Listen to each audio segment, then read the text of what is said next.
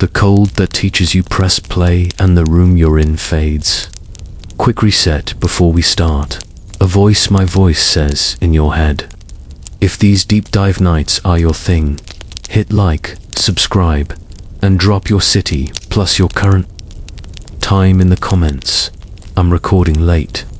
Some of you are probably making breakfast. The light in your modern room blinks out. When the new scene forms, it bites. The air is a blade. Your nose stings. Your lips go tight.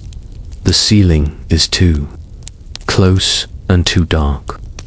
The smell is old wood smoke, wool, damp earth, and a heavy animal warmth. You are in a peasant hut, somewhere in Europe.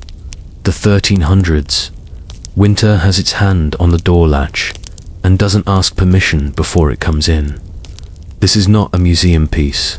This place is alive. The hut is a box the size of a small bedroom, maybe 15 feet across, framed in timbers with the gaps filled in wattle and daub-woven sticks slapped over with clay, straw and dung, a proof that poor people can still build systems that don't break. The thatch above your head is thick, stitched tight against weather, but every storm has teeth, and you can feel those teeth testing the roof. On the floor, no, not exactly the floor, there's a wide, shallow pit in the center, edged with rounded stones that have been blackened by years of fire. The flames tonight are low and red, banked under a soft quilt of ash. The light they give is the white orange of steel just before it cools, and the shadows they make are long enough to reach your feet. You are not alone. A grandmother moves first, because cold wakes the oldest first, and vigilance is a kind of love. Her fingers are stiff, but they know the coals the way a musician knows strings. A boy breathes raspily under layers of patched wool near the fire. His mother is a careful knot of warmth beside him. A father, thick-armed, tired. The kind of tired that comes from wood and water and animals, turns in his sleep but does not wake yet. Two smaller children lie higher than everyone else on a wooden platform that spans one wall. They sleep in the warmer layer of air near the roof. Soft snoring sounds lost in the crackle. You sit up and the cold hits your face like a slap. The rest of your body is still buried under weight. A straw mattress sewn into a rough ticking. A wool blanket, another, and the skin of some small animal draped like a cape. The weight is the point. A good medieval bed is not soft. It is a trap. For heat, every straw stem is a hollow tube that holds warm air. Multiply that by thousands and you're lying on a field of tiny thermoses. You notice it right away how the heat moves. You've stood over campfires and felt nothing below your knees, heat fleeing straight up, wasted. Here, it spreads sideways first, crawling along the floorboards like a cat finding every lap. The pit steals the first violence of hot air and uses it for the whole room. The stones circling the pit river stones, smooth as old prayer hold, onto the day's fire and radiate it back like small suns. Somebody chose these stones because they do not shatter. Somebody tried the wrong ones once and learned. The grandmother lifts a clay lid and stirs the fire with a stick as thin as a finger. She does not blow hard quick oxygen, makes quick flames, and quick flames eat what you cannot spare. She moves. Ashes, the way you move bed covers, folding and unfolding heat until the coals glow and a small tongue of flame licks the kindling. The hut brightens a shade. You try to name the smell. Smoke, yes, but rounded by fat, maybe goat or pork, burnt into the beams by 100 meals. Wool that never completely dries in winter. The iron temps of a hearthstone heated too fast last week. You pick out dried thyme hanging from a beam overhead and something bitter you can't place. The animals add their own weight to the scent. A small goat and 3 hens clustered in a pen in the far corner.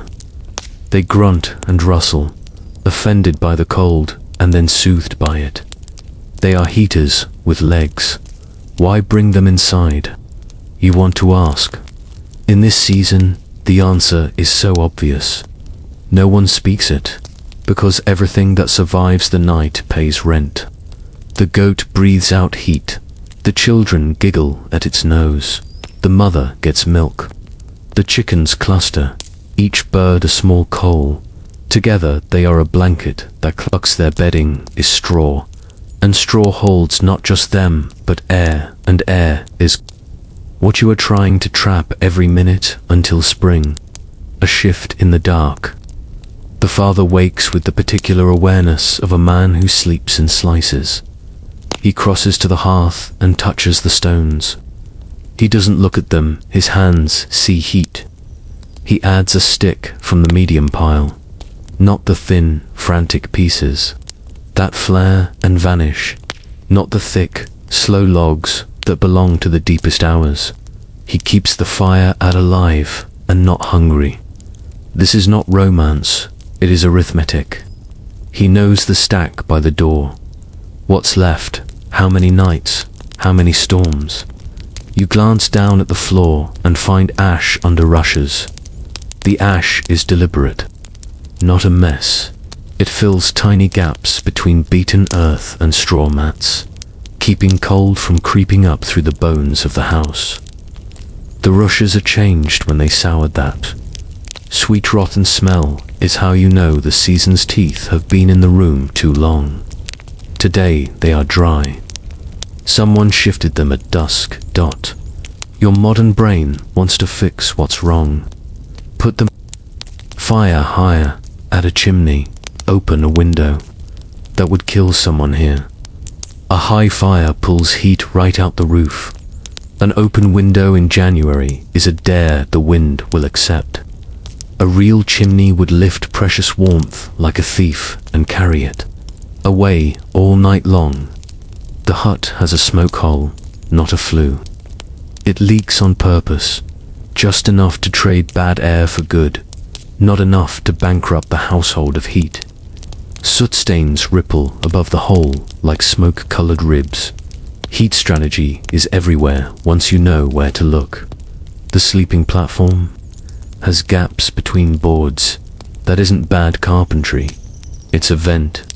Hot air collected under the ceiling rises through those slits and kisses small fingers and toes. The adults sleep lower because adult bodies throw heat back into the room and because somebody has to be near the hearth at midnight. The babies get the sky. The boy with the cough twitches, and the mother wakes so fast you don't catch the hinge. Between sleep and up, she presses her lips to his forehead. She doesn't need numbers to make a decision. Her mouth is a thermometer tuned by practice. A small pouch appears in her hand. Twist of cloth with leaves inside. She breaks a pinch into a wooden cup and pours water from a pot kept just at the edge of the coals. The steam that rises smells like sharp meadow, thyme, maybe a little mint. Maybe something bitter that fights fevers from the inside. The hut's only lamp is a rushlight on a little clay saucer. A strip of dried plant soaked in fat, stuck upright, burning with a stubborn, smoky glow. The grandmother lights it only long enough to measure herbs and check a child's color. Then she pinches it out. Flame is time, light is fuel. Time and fuel are the same thing in January. You shiver and reach for your head. Cold has a way of climbing in through the scalp first, the way water finds the smallest seam in a roof. The mother, without looking, tosses you a knit cap. It's thick but tight. It traps heat low and holds it there. People will tell you we lose most of our heat from our heads. Not true. What we lose most of is what we leave uncovered. In this room, nothing gets left uncovered unless it has to be. A story begins, not for you, not really, but you are lucky. It spills into your lap. The grandmother speaks softly, words you don't know, but cadence you understand. The father smiles into the hearth, and the children, even sleeping, turn their faces as if toward a remembered son. It isn't a fairy tale. It's a list wrapped in a legend: when to change the rushes, how to pick stones that won't crack, what wind means when the thatch clicks instead of moans. Everything is practical here, even love. Did they really sleep? Your modern self asks, rude in its skepticism. Or did they just tremble until dawn? You are about to learn what you came to learn, not just what they did, but how they thought. Because the secret to sleeping warm in a freezing hut is not a single trick. It's a system where every choice speaks to every other. The grandmother settles a warmed stone in the boy's bedding, wrapped in cloths so it will not burn him, heavy the way comfort is heavy. The mother adjusts a length of wool at her neck, ties it across her mouth and nose, a breathing warmer. The father checks the door seam and pushes a wad of moss into a gap the wind discovered this afternoon. The hut hums, very quiet like a throat. That has learned the key of survival. You've only been here 10 minutes and you see it already. Nothing is random, nothing is wasted. And nothing, absolutely nothing, depends on hope alone. A new noise presses in from outside, not a voice, yet but a pressure. The father tilts his head. The grandmother stops mid-word. The smoke hole ticks. You know the word for this in your century. They know the smell. Storm dot. The grandmother draws the boy's blanket higher, and the father banks the fire ash over. Ember, but not too much. The hut settles for the first sleep, and you, wrapped in a history that has weight and purpose. Let your eyes close as the old world shows you how the night is split, not broken. Tonight will come in 2 pieces. The coldest. Lessons are in the middle. The hearth below your feet when you wake. You don't wake alone. In the dark, the father is already up, and his movement is quiet, like someone putting a child back to sleep without waking them. He kneels at the sunken hearth and pulls back the grey blanket of ash with a stick. Under it, red survives. He doesn't stab at the coals the way amateurs do. He breathes across them, slow and patient, like blowing dust off a secret. The fire accepts the breath. The coals brighten from cherry to orange, and tiny blue flames show themselves in the cracks like eyes opening. He does not drop a log on the newborn flames and smother them. He feeds them what they can take. A fan of finger-thin twigs, then sticks the size of a thumb, then a wrist. It's a ladder built out of wood and restraint. The fire pit itself matters more than you think, and fewer people think about it than should. Put flame on a flat floor and most of your heat runs for the ceiling, obeying physics like a faithful dog. Put flame in a shallow bowl cut into the room, and the first move heat makes is sideways, lapping across stone and earth. The stones get hot, the earth gets warm, and the whole box rises in temperature like bread that finally understood the oven. Those stones, rounded, dense, not veined with moisture, have their own logic. River stones live in drag. For centuries they've had. To withstand hot sun, cold nights, ice, flood, and they don't bust open when shocked. The family who built this hearth didn't get a geology degree. They broke the wrong rocks one winter long ago and learned by noise and pain. Then they told a story about it so their grandchildren wouldn't have to. The grandmother's hand hovers over the ring, palm down. She isn't seeking light, she's mapping. Heat has a shape in this room. There are places where your feet thaw first. There are places where the goat prefers to sigh. She finds the draft with her skin and points the father to the gap that needs packing. He presses a twist of toe and clay into the place where wind has been poking its finger, not to seal the house like a jar, but to tame the bite. You pull yourself from the bed with the slow caution of a person unwrapping their own warmth. Your first step tells you something surprising. The floor is not cruel.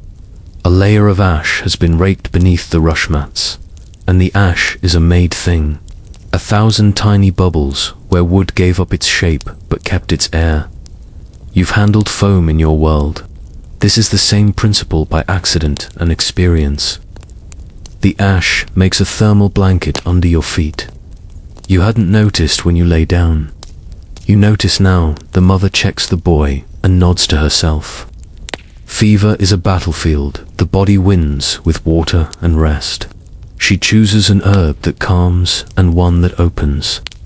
Thyme for the lungs, meadow sweet for pain, mint to make it drinkable. She crushes leaves in her palm, and the hut fills briefly with summer. The cup she pours into is warm before she adds water. That's on purpose. Tuppering hot into cold steel's heat you can't spare. You look up and finally see the sleeping platform properly.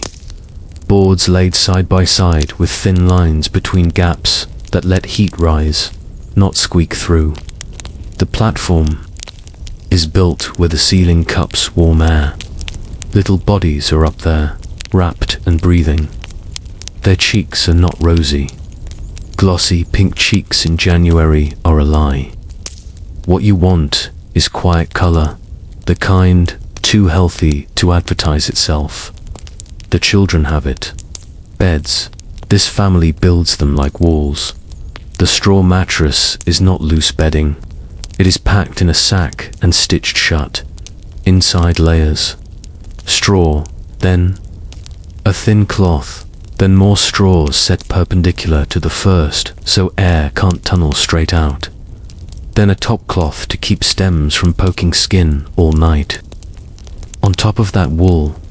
Wool is a miracle because sheep built it for weather, not fashion. It insulates when damp. It grips heat and does not let go. The mother shakes the bedding once, sharply, and out comes a puff of cold air that had been squatting in the folds. She slaps it away like a thief. Near the hearth, 3 round stones have been heating since dusk. The father tests one with a drop of water. It hisses not, a scream, just a sigh. He lifts it on the point of a stick into a folded cloth. This is a bed warmer, not an invention but a habit. He slides it under the straw, ticking near the boy's feet where circulation is slowest. A second goes under the grandmother's knees. A third waits by the door for whoever's turn it is to fetch water at dawn.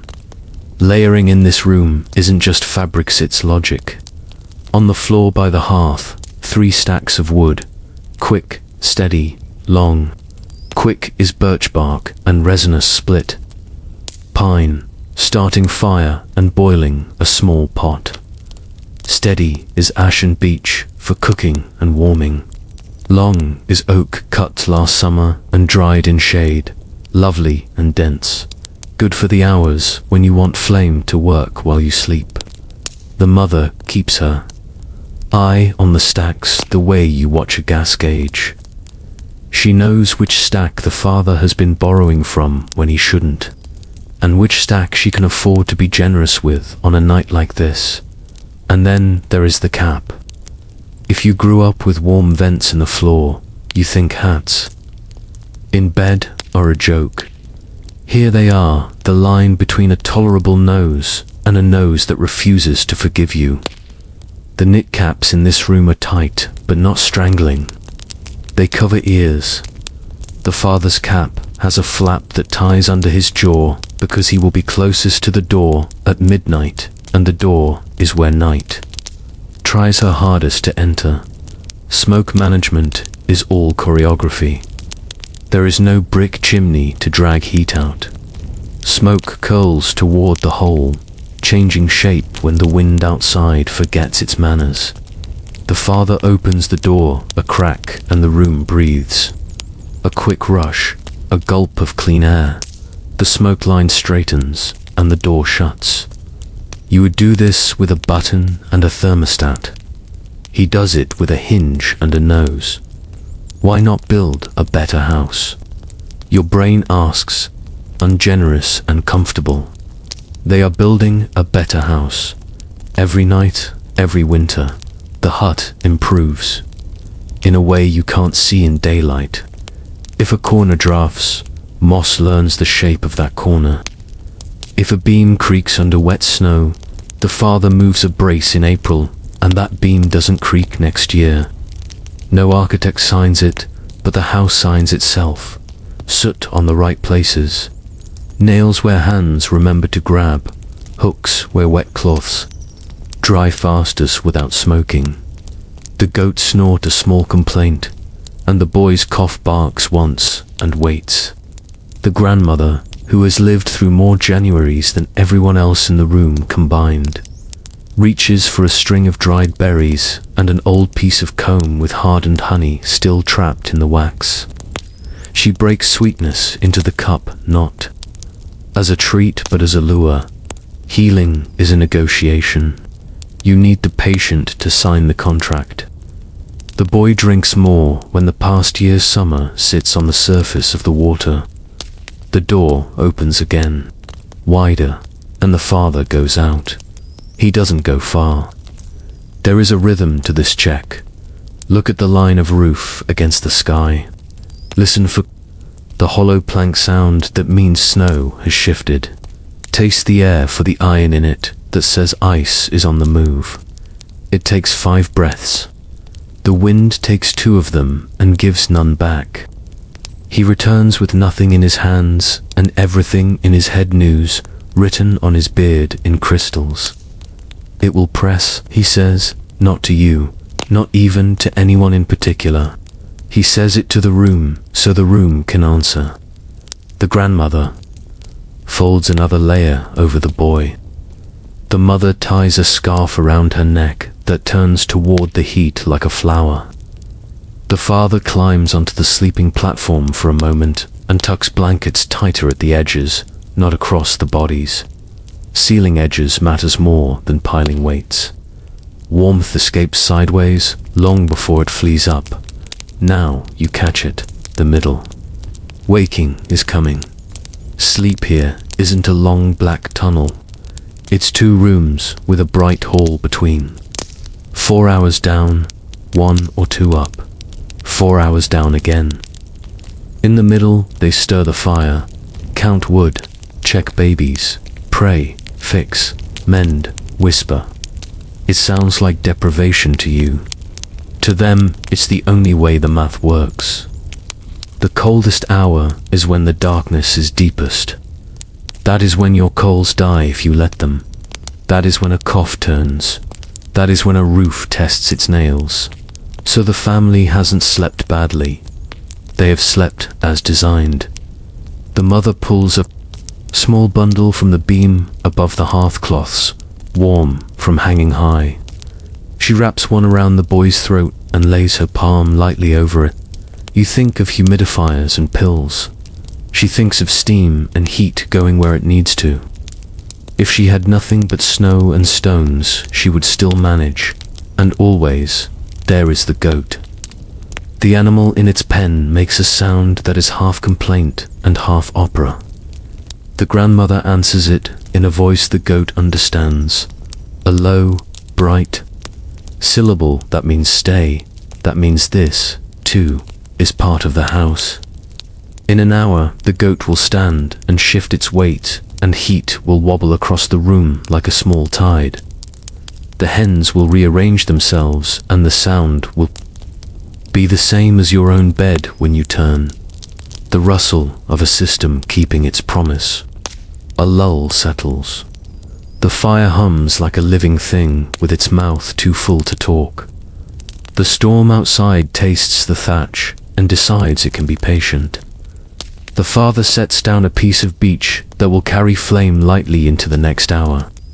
He does not rake all the ash away. He leaves a blanket over one corner of the coals so the fire has a warm place to go back to. The way a child runs from a bright room to a parent's lap. You want to test the edge of the room where your breath turns visible again. You stretch. A hand toward the wall and feel cold find your fingers. The hut is not hot. It is never hot. But not dying is not the bar here. Rested enough to face the next day is. And this room meets it, not with miracles, but with skill. The grandmother begins to murmur again. A story about a winter when the river froze and the old house was newer than this one, and how they learned about stones that break and stones that do not. It is a memory disguised as a bedtime song, and it names the 7 small tricks that turn this hut into a sleeping machine. Fire below the floor, stones that hold the day, ash under Russia's beds that are containers, not blankets, caps that keep. Heat corralled animals that pay rent, and sleep that walks the night in 2 steps. There is a 4th stone by the edge of the hearth. You didn't see it before. The father glances at it, then at the door, then back at the stone. He's playing tomorrow forward. The storm is not here yet. When it arrives, the 4th stone will be heat in a pocket. He lets it wait. Good systems don't spend what they don't need. A tapping, too soft to be urgent, touches the door. It is not wind. The father tilts his head again. The grandmother's eyes open all the way. The mother touches the boy's hair and stands. A neighbor's silhouette fills the crack of light. A woman wrapped in wool, snow like salt on her eyebrows. In her hand is a small clay pot, not a gift. A trade they made with each other years ago. If your boy coughs in winter and mine has, honey, we do not count. The mother opens the door just enough to let the neighbor and her heat and her news in. Cold sneaks a foot across the threshold and is shown the unheated corner where it can sit and sulk. The pot goes to the grandmother, and the neighbor goes to the boy, and a winter secret gets sharper. Survival is not a house. It is a village. The father points to the sleeping platform, and the neighbor's daughter, curious, climbs up to share warmth with the children. A bigger pile of small fires is a bonfire. The neighbor and the grandmother compare herbs with gestures that are older than either of them. The mother stirs honey into tea. The boy swallows without arguing. You expected a lecture tonight. You get a lesson instead, the kind that doesn't need words. Every piece in this hut talks to every other. The fire pit talks to the stones talk to the floor talks to the bed talks to the cap talks to the breath warmer talks to the midnight hour talks to the goat, and the goat talks to the dawn. First sleep, second fire, half the night has passed. You can feel it in your fingers, the way you can feel when a song is between chorus and verse. The family has folded itself into first sleep and opened itself again, not groggy but purposeful. This middle waking is not insomnia, it is the spine. Of winter, the father's first job is the bank. He does not reignite, he uncovers. Ash scrapes aside to show the heart of last hour. He lifts small sticks with the patience you use to lift a sleeping child's hand off your chest. The glow intensifies as air returns, and the room's edges come back into view. The second job is the count. He looks hard at the 3 stacks of wood and the pile of kindling. He weighs tomorrow's storm against tonight's comfort and chooses the future, beech, and a small piece of oak, not the long oak that buys deep rest when the wind is fair. He is saving that coin for later. The mother moves like a quiet bell. She checks the boy the fever's sheen has dulled. His breath is less sticky. She loosens the scarf at his neck and slides a warmed stone closer to his feet. She does not touch the stone itself. She touches the cloth that holds it, trusting woven fibers to tell her what skin would forget. Then she looks up not at the roof, but at the story hanging from it. Herbs in bundles, thyme, sage, yarrow, elderflower, a fringe of lavender that smells like July. They are not decoration. They are a pharmacy arranged by season and threat. She chooses thyme for lungs, elderflower for sweat, and a whisper of willow. The grandmother watches and nods. The grandmother adjusts, doses the way. A mason adjusts stones by ear. She can hear when a brew is right because of how the hut smells too bitter, and the coughs will fight it.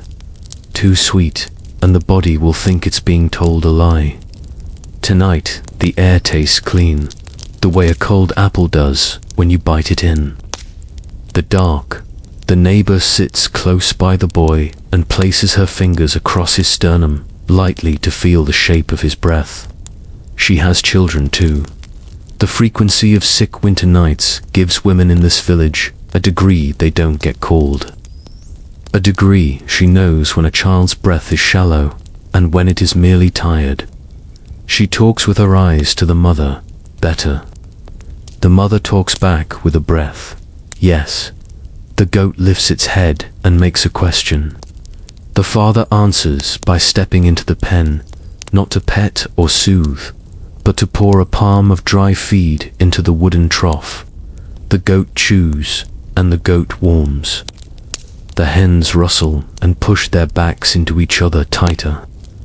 The animals need reassurance, not because they are fragile, but because the system works better when everything is calm. Panic costs heat.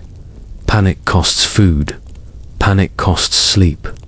This family is cheap, with costs in January. There is no clock, yet time is orderly. While the father tends the fire and the mother tends the boy, the grandmother tends the edges. Drafts grow. More dangerous near morning when the room's stored heat is thin.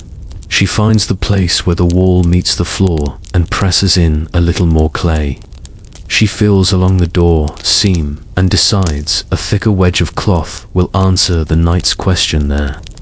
She tightens the tie that holds the skin curtain over the sleeping corner. She doesn't try to make the hut airtight. Houses need to breathe like bodies, but she teaches the breath which way to go. A kettle the size of 2 hands sits where the fire flirts with it, not above the fiercest flame, but at the shoulder where heat licks steady. It is hung there all night, lazy heating made useful by patience. The mother uses it now, pouring hot water by feel without waking everyone with a full rolling boil.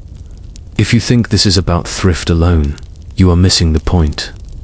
Everything here is tuned to reduce violence, of heat, of temperature change, of light, of movement.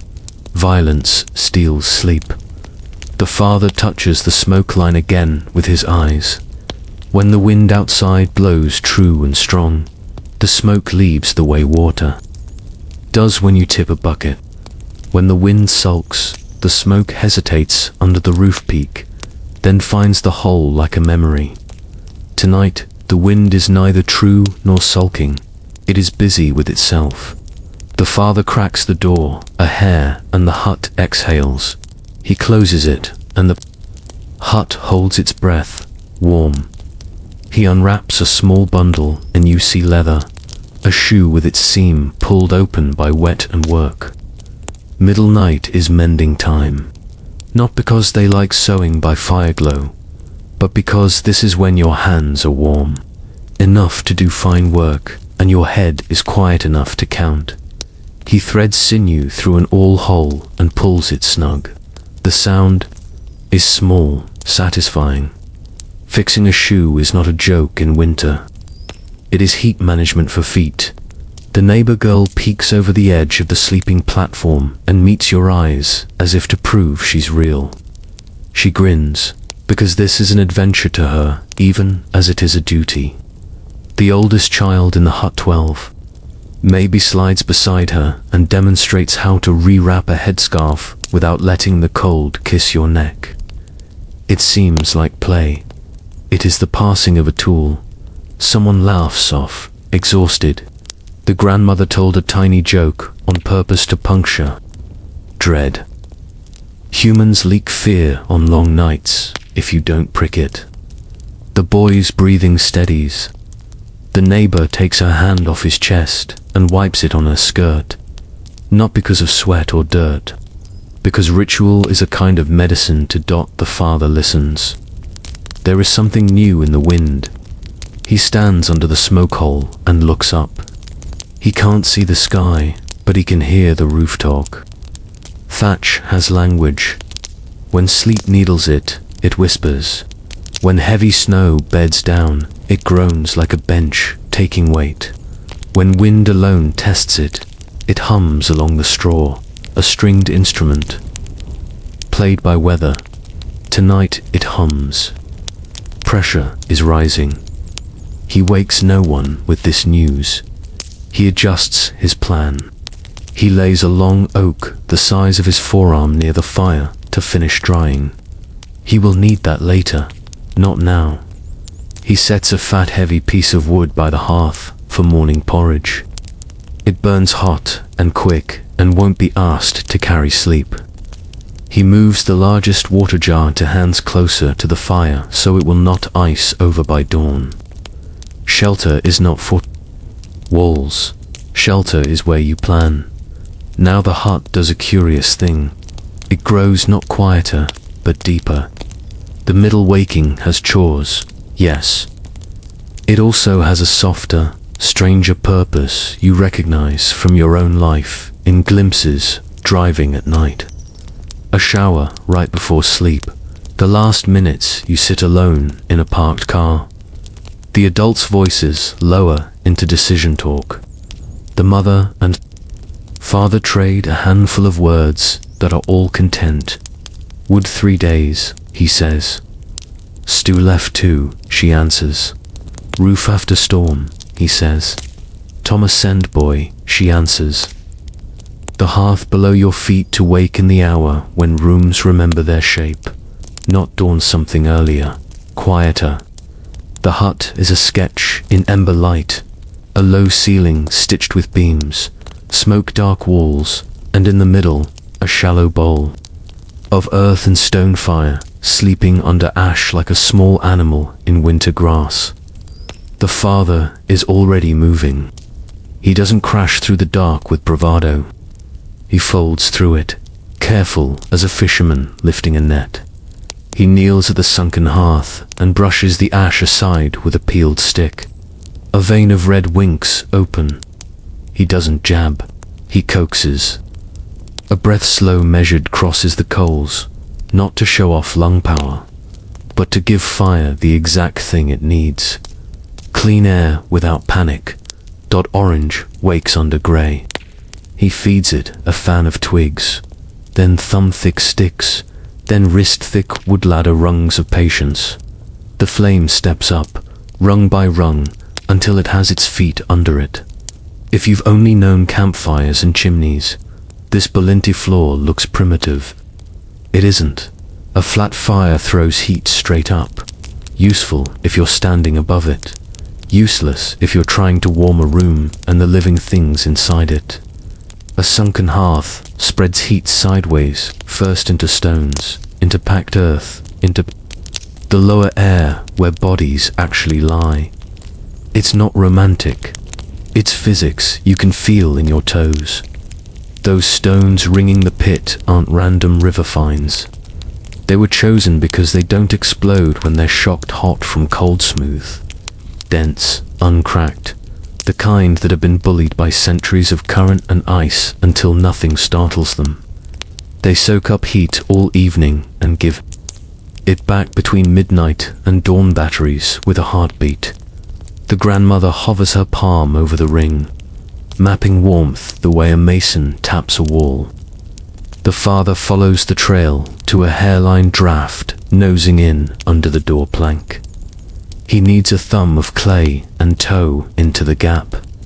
Not hermetic houses in winter need to breathe, but enough to tame the bite. Under your feet, the floor surprises you. It isn't the blunt cold of raw dirt. It holds a muted, stubborn warmth. Ash lies beneath the spread of rush matson, intentional layer, not laziness. Ash is full of tiny air pockets, microscopic balloons where wood surrendered shape but kept insulation. It buffers the room from the earth's deep chill. On top, the rushes are new enough to squeak when you step. Someone changed them before. Nightfall, because a sour smell tells you when they've gone too long. The boy coughs, a wet bark in a small chest. His mother is up before the echo fades. She doesn't clatter for tools or shout for light. She moves by memory. From the beam above the hearth, she plucks a twist of cloth stuffed with dried thyme and elderflower. She rubs a pinch between her fingers, crumbling summer into winter, and lets the fragments fall into a wooden cup. Water warms at the hearth's shoulder, not over the wild heart of the flame. Violent heat is for boiling linen and bending metal, not for medicine. The steam that lifts smells like clean fields and July shade. The boy sips, grimaces, sips again. Honey follows a fingertip eased from a comb wrapped up last harvest. Not a treat, a lure. Survival is cooperation. Even a child must agree to it. Look higher, the sleeping platform along the wall. Boards with narrow gaps between them deliberate. Warm air pools under the roof, peak. Those slits let it rise through and kiss sleeping faces. Kids on top because they leak heat faster, and because someone must get the best air without getting up to tend the fire. Adults on the floor because adult bodies throw warmth back into the room, and because the hearth needs a steward when the night gets mean. Beds here aren't loose blankets. They're engineered containers. A straw mattress stems aligned, then cross-packed into a ticking so stalks don't jab through. The crossing matters. It traps air in small cells, rather than allowing heat to run straight out in neat lines. On top, wool. Nothing beats wool in the damp and the cold, because sheep built it as armor, not fashion. It clings to warmth even when the air bites. The mother snaps the bed once, just a sharp lift and drop to blow out stale chill hiding in layers. You hear the puff leave like a tiny ghost. Near the fire pit, 3 round stones have been heating. Since dusk, the father tests one with a drop of water. The hiss that answers is a soft yes, not a scream. He lifts it with a forked stick into a folded cloth and slides it under the boy's feet. Another he tucks below the grandmother's knees. The third waits on the hearth lip for the person who will be first up at dawn. These beds don't make the hut warm. They make bodies honest, encouraging blood back to places winter steals from first. If you could point a camera at this room and speed the hours, you'd see something like a circulatory system. Heat pulses from the pit into stones and floor, lifts toward the platform, eddies around bodies, and the little pen in the corner where a goat and 3 hens drowse. The goat's breath plumes in slow fog. The hens are a single creature made of feathers and an agreement. We huddle and live. In this season, everything that stays inside pays rent, milk, eggs, heat, and gets shelter in return. The barter is intimate and not sentimental. Wood is stacked in 3 neat families by the door. Quick, steady, long. Quick is kindling and resinous splits to catch and flare. Steady is ash and beach coals that cook and hum. Long is oak cut last summer and dried under eaves. Logs that burn slow and even when the cold insists on staying. the father's hand. Moves over the stacks like someone counting coins in a different currency. Every stick has a purpose. Every mistake has a cost you feel at 3A.M. Smoke management is choreography. There's no tall brick chimney sucking heat into the sky, just a smoke hole cut under the ridge. The father watches the smoke ribbon, like a hunter reading water. When wind outside blows clean, smoke streams out like rope. When wind sulks or swirls, smoke hangs and thinks. He cracks the door a finger width. The hut breathes. Smoke straightens. Door shuts. Balance again. You'd push a button. He uses a hinge, an experience. Why not just build a better house? Your modern brain whispers, unkind from its climate-controlled perch. They are. Every winter, the house learns. A draft. Found tonight will be stuffed with moss and clay tomorrow. A beam that muttered under last year's snow got a brace after thaw. Hooks migrated to where hands reach. A shelf appeared at the exact height where a steaming cup can live without getting kicked. No architect signs this work. Time does. The grandmother sifts a pinch of something bitter into the boy's next swallow meadowsweet for pain. Maybe willow for fever. She's not guessing.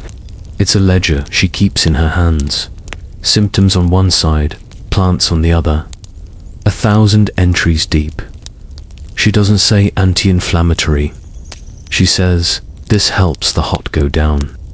She's right, the door mutters. Not a knock more of an idea. The father tilts his head, and the grandmother's eyes follow. Weather has come to speak. Wind tests the thatch with a long hum. Snow has a weight sound when it lands and settles. A low leather sigh. The father steps into his boots and opens the door a handspan. Knight's knife slides in clean, bright, unmerciful. He takes one look, 2 breaths, and shuts it fast. More snow coming, wind no longer shifting. He doesn't announce it like a town crier.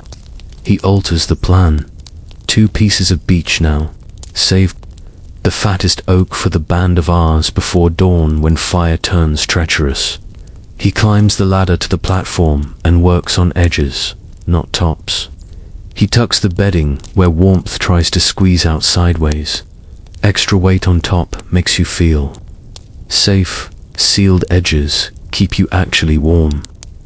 He leaves a fist-sized gap near the children's mouths. Breath warm as strips of cloth tied over nose and lips do the rest. They look a little like miniature balaclavas, and they're not a fashion statement. Exhaled warmth preheats the next inhale, less shock to the lungs. Fewer midnight coughs. Now the hut's second rhythm starts. Not breakfast or bedtime, but the middle. First sleep is deep and short. Then there is a waking one to 2 hours meant for the work daylight doesn't deserve. Fire, management, medicine, quiet talk that decides tomorrow. Mending because warm hands and patient minds live here. The father threads sinew through a leather shoe seen by firelight.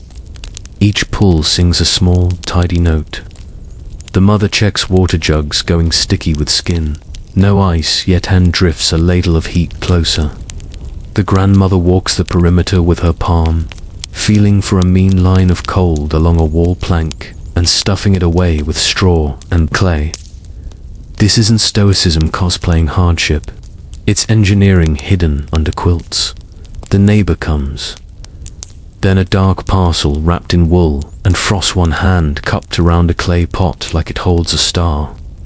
She stamps snow gently off her boots so as not to shock the floorboards and slides in through a door opened the precise width needed.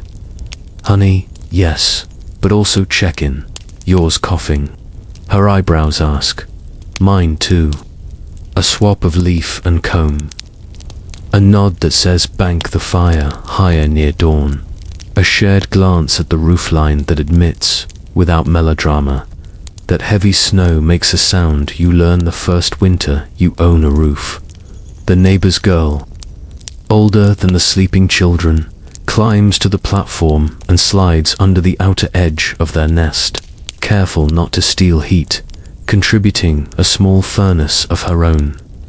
A pile of small, warm bodies isn't cute. It's a thermal strategy that doesn't burn a stick.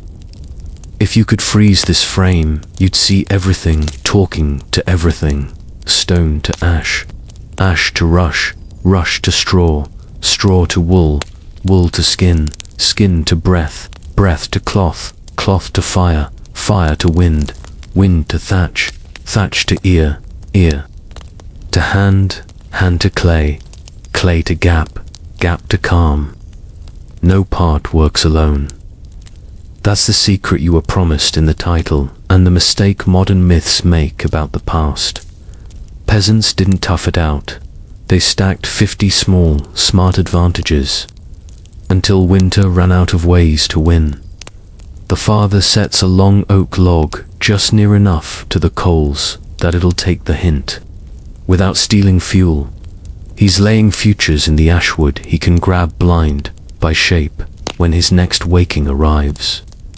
The mother loosens a scarf, checks the boy's pulse at his neck with 2 fingers, and nods. The grandmother, who converted decades into instinct, sits back and lets her bones weigh the night. It will press by morning, she says softly, and nobody argues.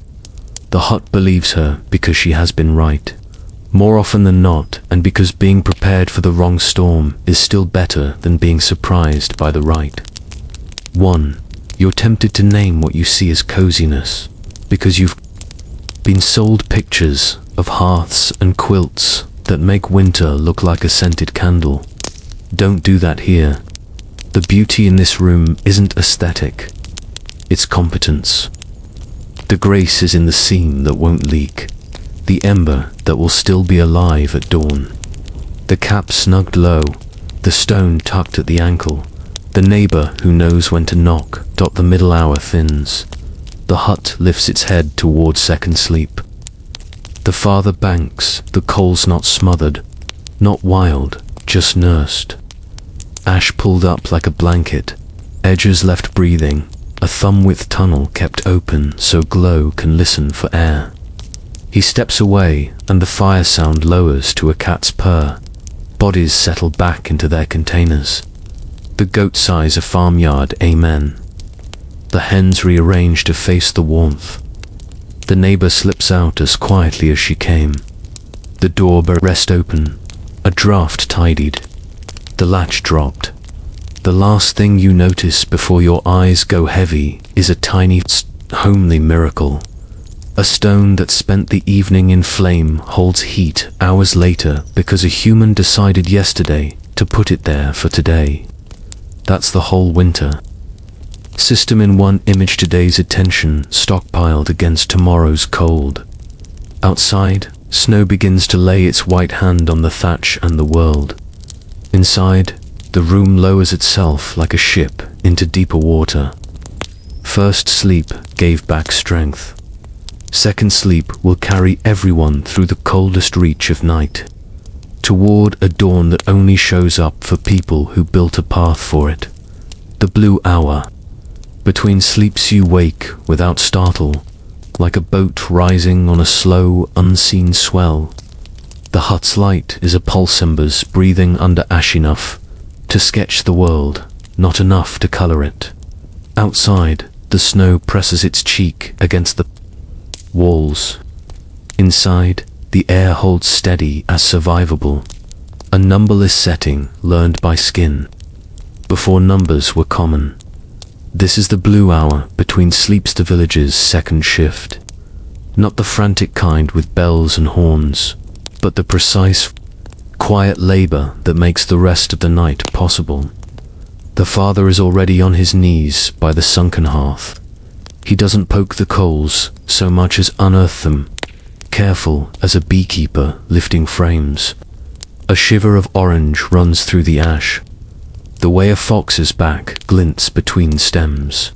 His breath is a tool, not a gust, not a hero's gale thin, aimed, patient. Flame answers, first a ribbon, then a thumb, then a hand. He feeds it with a logic you can read. First the split shavings he cut at dusk, then twigs, then finger sticks. There's a ladder hidden in that sequence. He climbs without missing a rung. Grandmother circles once, palm open, sensing drafts the way a sailor feels for wind in a sail. She finds a thin, mean line where cold sneaks under the sill and deadens a patch of floor. A twist of clay and chopped toe goes into the gap. She doesn't. Make the house airtight, nobody here worships suffocation. Houses need to breathe as much as people do. What she wants is tame air, not trapped air. You notice the light source for the first time. A rushlight, a dried rush peeled to its pith, soaked in animal fat, clamped in an iron holder. It throws a thin, honest flame, not bright, but faithful. It sips tallow slower than a candle would. There's a little economy even in the wick. Summer marsh turned to winter hours. On the platform, the children turn like a single creature, easing a cramp. Their beds are more than piles of straw. They're built like bread, structure with air. The ticking casings keep stalks aligned. The crossing of stems traps warmth where it does the most good, in small pockets that don't let heat run in straight lines along the edges. Sausagey bolsters of rags draft. Snakes are nudged back into their lanes by practiced hands. Edge control saves more heat than an extra blanket. That's not a proverb. It's physics disguised as housekeeping. The mother has a line of work ready for this hour. Night is when small fixes happen, jobs that don't like daylight's interruptions. A tunics seems split during wood hauling earlier. She threads a boar bristle needle with wool and stitches with tiny, evenly spaced bites. She doesn't flatten the cloth as if it were paper. She lifts, rotates, listens to feel. Good work is warm work, the grandmother said once, and it wasn't a metaphor. Busy hands keep blood in fingers. Mending is a body heater that leaves something better when you're done.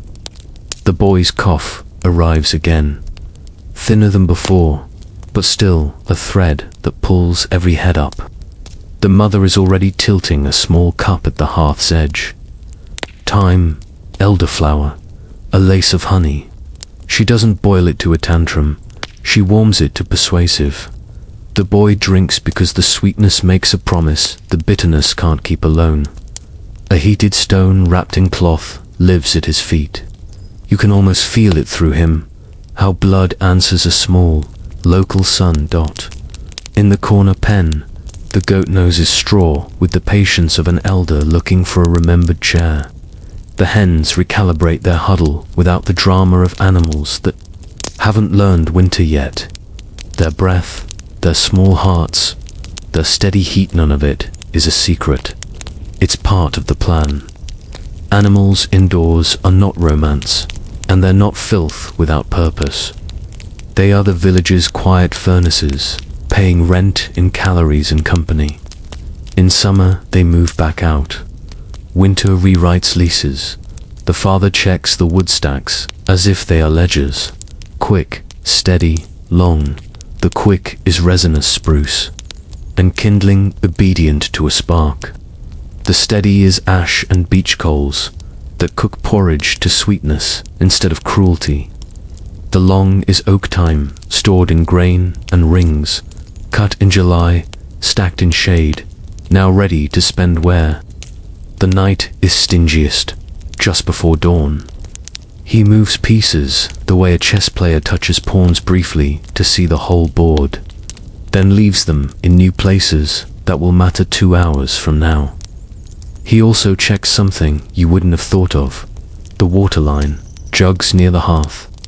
Shoulder are skin warm, A sign the heat isn't just bright, it's traveling. A pan set on packed ash under the rush mats holds a film of water for humidity. Too dry air bites lungs, too wet eats heat. He adjusts a lid to narrow the surface until the hut hits that unsayable balance of not harsh and not dash damp. The door opens, not in ceremony, but in a measured act.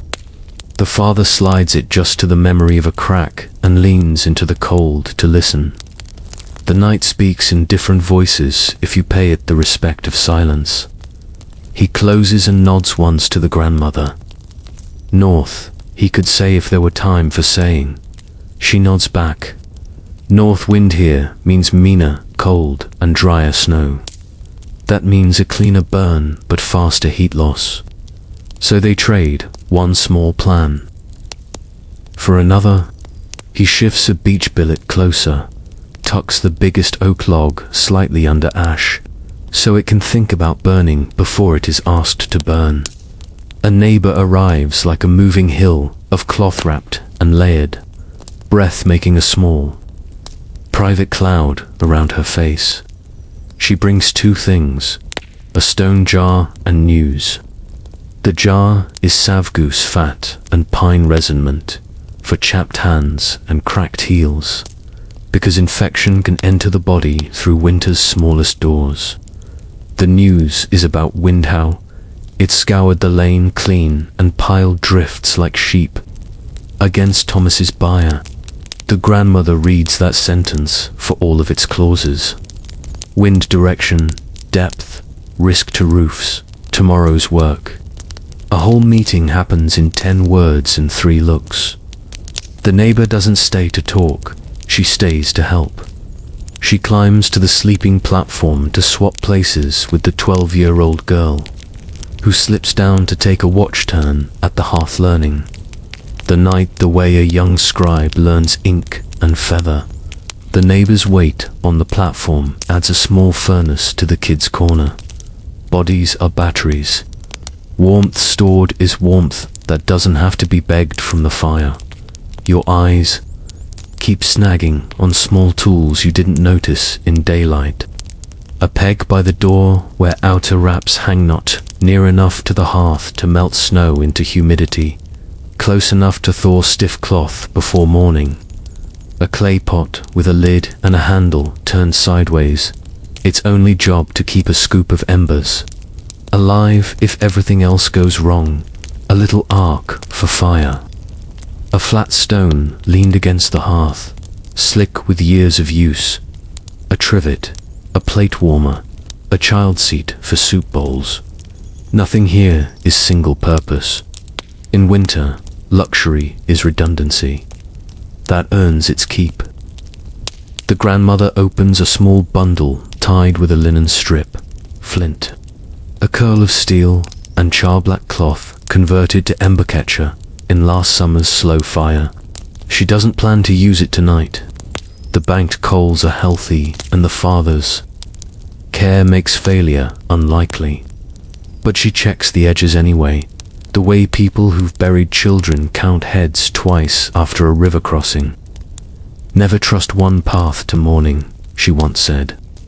She keeps the tools near because winter loves plans and hates assumptions. A thin conversation unwinds about seed saved for spring, about last year's turnip that wouldn't cook through because the soil went tight after too much rain, about a wolf seen on the far ridge moving like smoke. You think it's passing time, but it isn't. It's maintenance. Talking is another kind of heat. It keeps minds from brittling and gives shape to tomorrow so it won't arrive like a thief. The mother wraps a length of wool round her neck, not fashion, not superstition. The body has chimneys. The neck is one. Wrap the chimney and heat stops. Bolting up and out, she checks the children's balaclava-like breath-warmers cloth bands tied across nose and mouth. They look comical by candle portrait standards. They are not.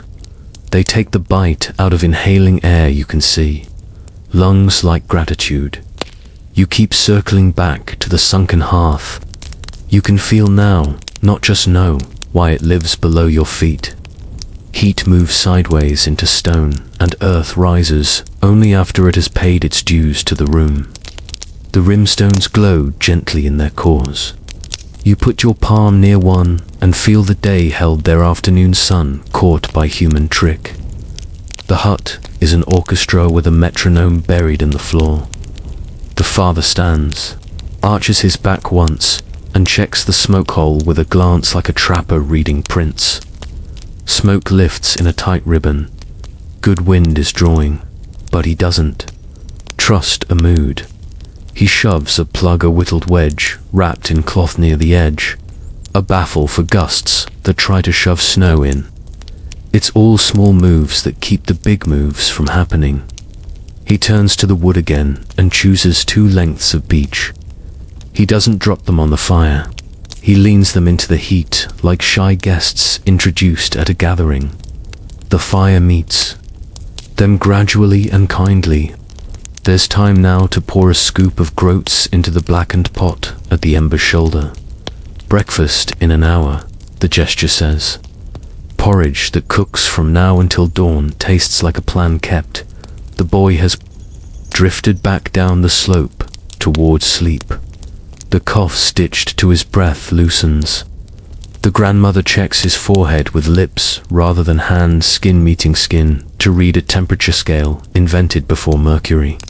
Better, she tells the room. Nobody cheers. They adjust their worry to clicks lower and save the rest for the next thing that needs it. The father pulls a small bundle from a shelf, a half-carved wooden horse. He doesn't whittle as a hobby. He whittles as therapy for wood that will become a toy and for hands that need to move in small, focused arcs after shoveling and chopping. The knife is sharp enough to wake a hair off your arm. Shavings fall like pale fish scales. The horse's legs thicken where they must bear the base gets a little extra weight so it will stand up to applause. He pauses, listening. Any winter house talks in its joints when the cold insists. Tonight the timbers creak in long syllables that mean contraction, not strain. He got the beam with his eyes. If morning comes with a drift, packing the north wall to the eaves, he knows where the props live that will take weight while snow is cleared. The plan exists. It rests with him like a blade sheathed at his hip. The neighbor rises, pats the platform, wants a permission and, thanks and, slips back into her layers. The door opens to the suggestion of dawn far away, a shade lighter than night, a promise rather than a delivery. She is gone, and the hut drinks its warm air back into shape. The father sets the last piece for the next hours, an oak that has been thinking beside the coals long enough to understand its fate. He pulls ash over it as if tucking a child and leaves a small path where breath can find it. You can feel the room's decision to sleep again. It's the hush after an orchestra tunes and before the conductor lifts a hand. Every blanket is smoothed, then loosened. Every cap is retied, not tight enough to throb at the temples, tight enough to hold heat that would otherwise bolt. The grandmother sits a moment by the embers and does a thing you almost miss because it makes no show. She closes her eyes and walks the entire hut in her head. Door latch, banked, water. Within reach, not in a spill path, fire, breathing, children. Warm at ear and wrist. Goat, chewing calmly. Hens, settled into their comma shapes. Drafts plugged. Remedies, near flint and steel, where they always are. Wood, sorted for the hours to come. Only then does she lie down. This is not anxiety. It's the checklist that gives sleep permission. Second sleep folds over the hut like a thicker quilt. It's different from the first. Heavier, less dream with pictures, more repair with needles and thread. If you could see the blood, You'd watch it go to work on yesterday's bruises and today's cold-stung ears. If you could see memory, you'd watch it wrap daytime lessons in night's paper and label them for future use. Where the new draft. Lives, how much honey coaxes a coffer. Which oak gives the truest slow burn. Outside, the sky runs a slow gradient from coal to slate. Wind clicks the thatch with icy fingernails and then loses interest. Snow sighs into its own drifts. Far off, the world makes a night noise only winter hears a branch, surrendering with a muffled crack. A creature changing hollows. Water under ice, remembering what flow felt like. Inside, the hut becomes what it was designed to be. A body with a heartbeat, a thermos for living things. An argument against the idea that poor means stupid. The hearth below your feet is not an altar, it's an engine. The platform is not a loft. It's a warm air trap built by people who met heat and learned its language. The goat is not a pet, she's a partner. The rushlight is not quaint. It's wattage measured in survival. You doze again, not from boredom, but because everything worth doing for this portion of the night has been done. When your eyes lift next, the blue has thinned to a worn grey. The father is up with a hand on the covered log. He teases back the ash with the tenderness of someone waking a friend who will. Be kind if you ask properly. Flame lifts. The porridge pot wakes with a soft, percussive blip. The grandmother's feet appear, wrapped and sure. Morning is not here, but its courier is. You feel it in the air's posture, in the way sound travels farther, in the way light suddenly has a direction. The hut stretches in its wooden bones. The second sleep lifts off like fog. You learn the real lesson of this blue hour, then not in the drama of storms or the romance of fur and fire, but in the arithmetic that lives. Under everything, the middle of the night is when you buy morning wholesale. You don't wait until dawn to start surviving dawn. You pay in ash and breath and stitches and sips, in small, exact coins laid on the counter of the cold. When the door finally opens wide, what comes in is knife clear and bright enough to make your eyes water. The father stands in it for 2 breaths, like a man greeting an old, difficult friend. He nods once into the white. Behind him, the hearth below your feet hums its low, continuous chord. Warmth runs out across the rushes. The beds hold their shape. A boy sleeps with less heat on him, more heat in him. The goats choose. The hens blink. The porridge bubbles at a pace that says, eat, then work. Everything you just saw, the careful. Fire, the layered beds, the breath-wrapping cloth, the goat inside, the rushlight sting, the draft putty, the neighbor's jar. The oak staged for later is the opposite of luck. It is craft. And craft, in winter, is the argument people make. With their hands that life should keep going. The blue hour has done its job. It hands you, and this hut, and the small republic inside it, to the first thin stripe of day dot. When dawn is colder than night, the light that finally arrives isn't warm. It's a thinner kind of dark, a pale bruise behind the smoke hole. Dawn, in deep winter, is a trickster. The first thing it gives you is the coldest hour. Cold has patience. It waits all night for fire to blink. The father is already there to meet it. He slides ash off the oak he tucked to think during the blue hour and coaxes a lick of flame along its edge. Not a bonfire bonfires are for. Feasts and fools. This is a working fire, built for cooking, drying, and the long, dull task of making a room survivable. Beech for steady heat, oak for length. A wedge of resinous pine only when he needs light. The porridge pot at the hearth shoulder wakes with a thick blub. A smell is simple but convincing. Grain, smoke, a memory of yesterday's honey. The grandmother sits up with the stiff grace of someone who has explained her joints to herself and made peace with them. She doesn't ask how the night went. Her hand goes to the boy's forehead. Her mouth reads the number. Cooler. The cough has lost its metal edge. The bedstone at his feet is lifeless now, its shift of duty complete. She tucks it near the hearth to drink heat for tonight's second. Watch. Up, the mother whispers, not unkind, to the oldest girl on the platform. Morning work has a rhythm that tries not to jar sleeping bodies. They don't yank the hut awake. They introduce it to the day. The first thing is air-taming it, not inviting it. The door opens a careful handspan and the hut exhales. Overnight breath, wool, and bodies leave in a soft rush. The father feels the draft lines with his palm and closes before heat begins to slide out heavily, like soup from a tilted pot.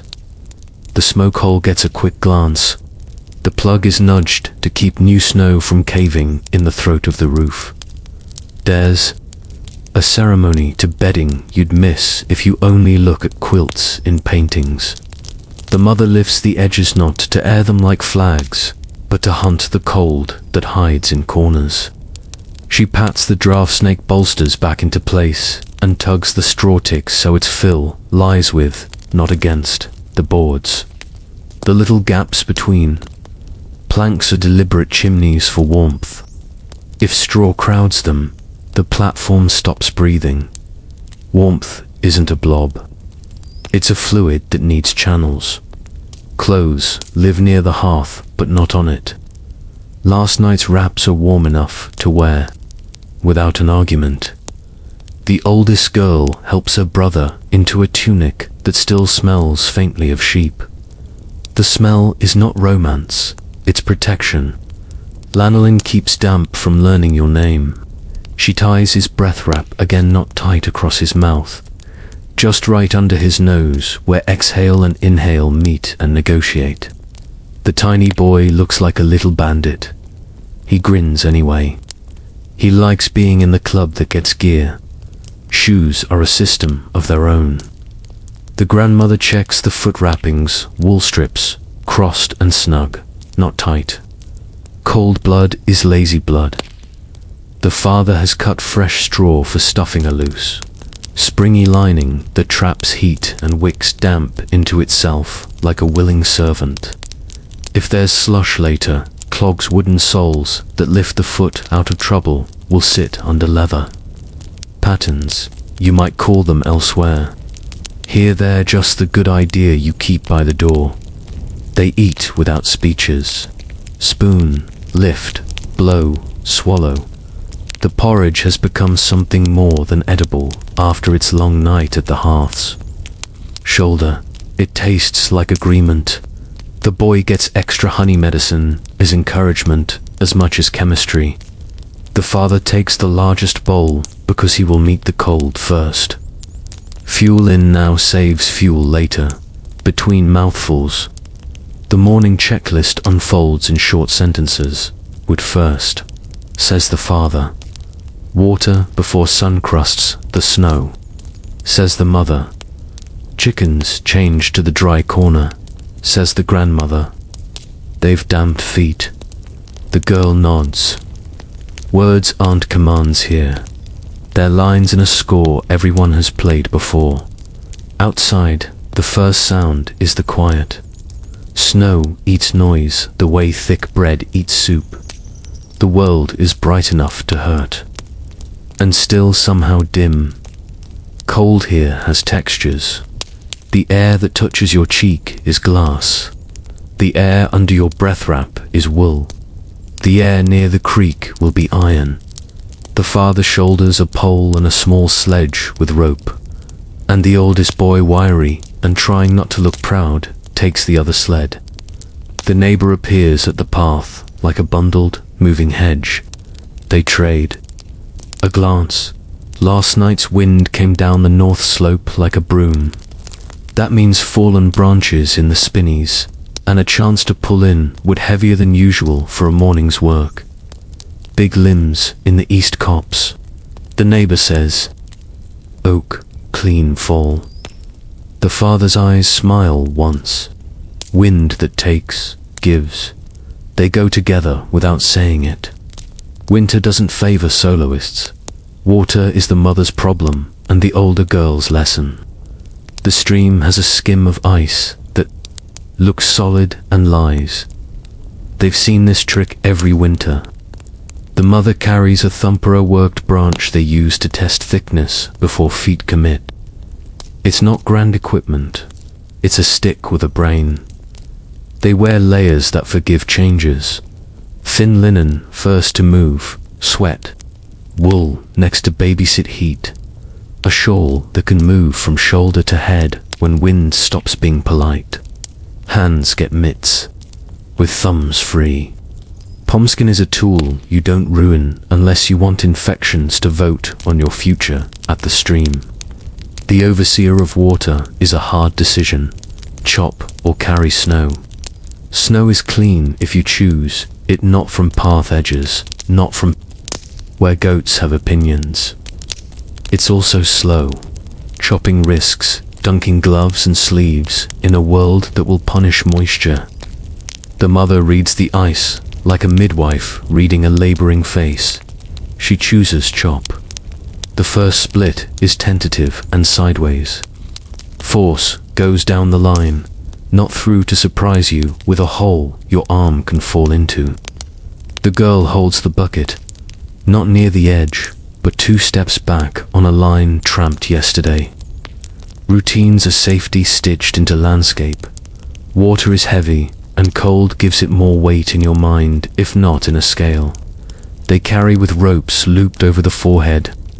Bodies, big bones take the drag, not fingers that need to feel later for needles and knife handles. The girl wants to prove herself and nearly trots. The mother slows her with one word. Later, pride burns fuel. Fuel is counted in sticks and meals and health. Back at the hut, the grandmother has turned into a one-woman maintenance guild. She skims ash from the hearth and sprinkles a sift-thin layer under the rushes where damp, dead creep. Ash doesn't just insulate, it dries. Thousands of air pockets thirsty for wet. She leans over the smoke hole and rubs soot from the inner thatch with a leftover heel of bread. You blink, but it works. Soot binds to fat and bread is disposable today because the pigs got lucky last slaughter. The roof will bleed less black. Tears when snow thaws, if soot isn't hoarded under the ridge. The chickens complain politely as they're shifted. Polite chickens are warm chickens. They don't go by the door, where drafts test loyalty. They go in the corner that collects the heat from 2 walls and a goat. Their straw is new sharp-scented, with a bit of pennyroyal ground in the herb. Tells mites to find other careers. Goat time is brief and specific. The mother doesn't milk her dry. Winter milk is rationed as carefully as wood. Enough for a cup to cure the boy's throat and to add power to porridge later. She strips the last 2 pulls into a separate pot to save for salve the part that holds more fat. Nothing is waste unless you decide it is. By now, the father and neighbor have reached the east copse, and the work there is a lesson in quiet arithmetic. A fallen oak limb looks generous, like solved problems. It never is. The first task isn't cutting, it's reading. Is the limb sprung under snow tension? A trap can break a man's leg and make a widow because he wanted to hurry. They prod, release pressure in small bites, then cut with rhythm, not fury. Metal is precious. A saw's teeth are a family inheritance as much as a field. They treat edges with tallow after every job because rust is laziness that lives in plain sight. They haul in the small sledge first quick wood for today. A promise to the hut that morning won't require panic tomorrow.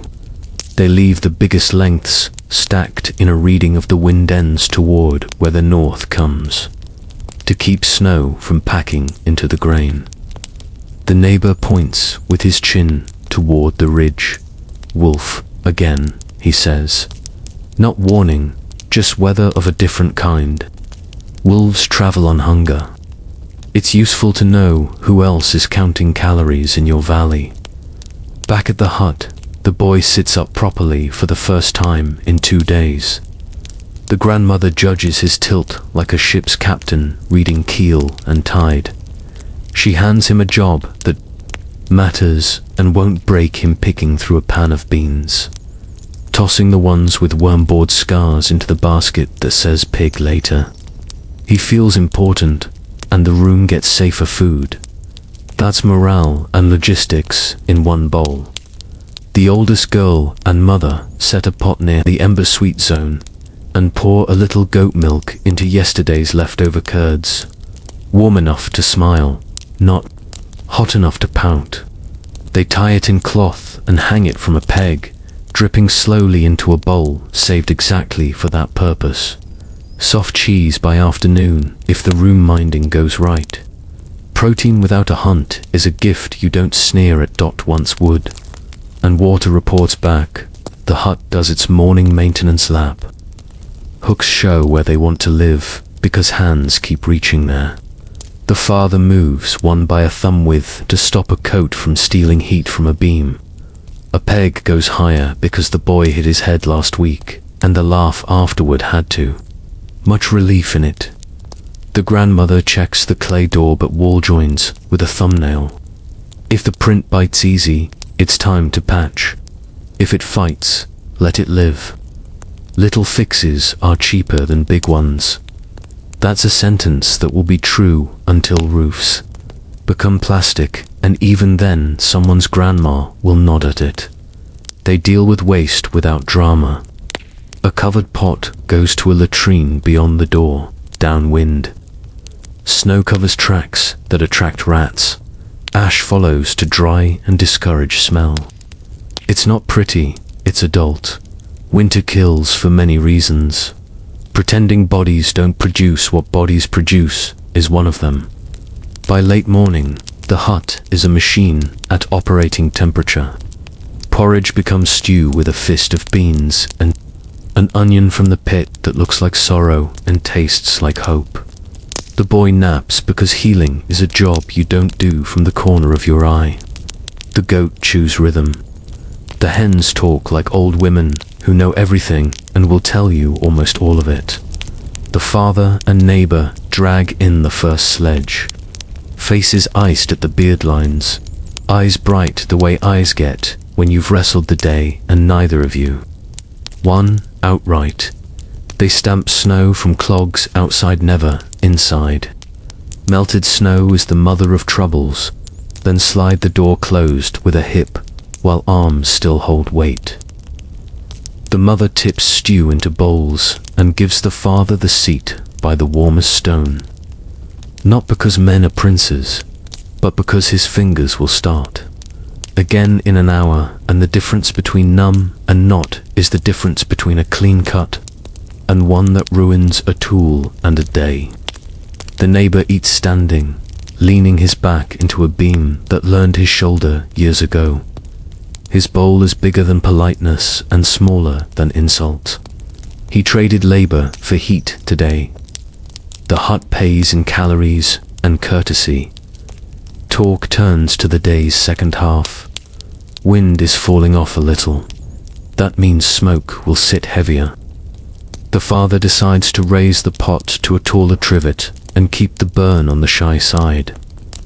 Soot is a tax you'll pay either now with patience or later with scrubbing and a cough. He chooses now. The grandmother taps the roof beam with her knuckles like a doctor who apprenticed with trees. Snow load is light today. Last week's brace can rest. In the corner, when another fall comes, it will go up in 3 breaths. She rehearses that in her head, the way the father rehearses, where his hands will be when a sprung limb decides to stop being polite. The older girl puts on her wraps, again for a short errand, a message to the midwife to huts away the boys. Fever broke and the goat is milking. Thank you for the willow bark.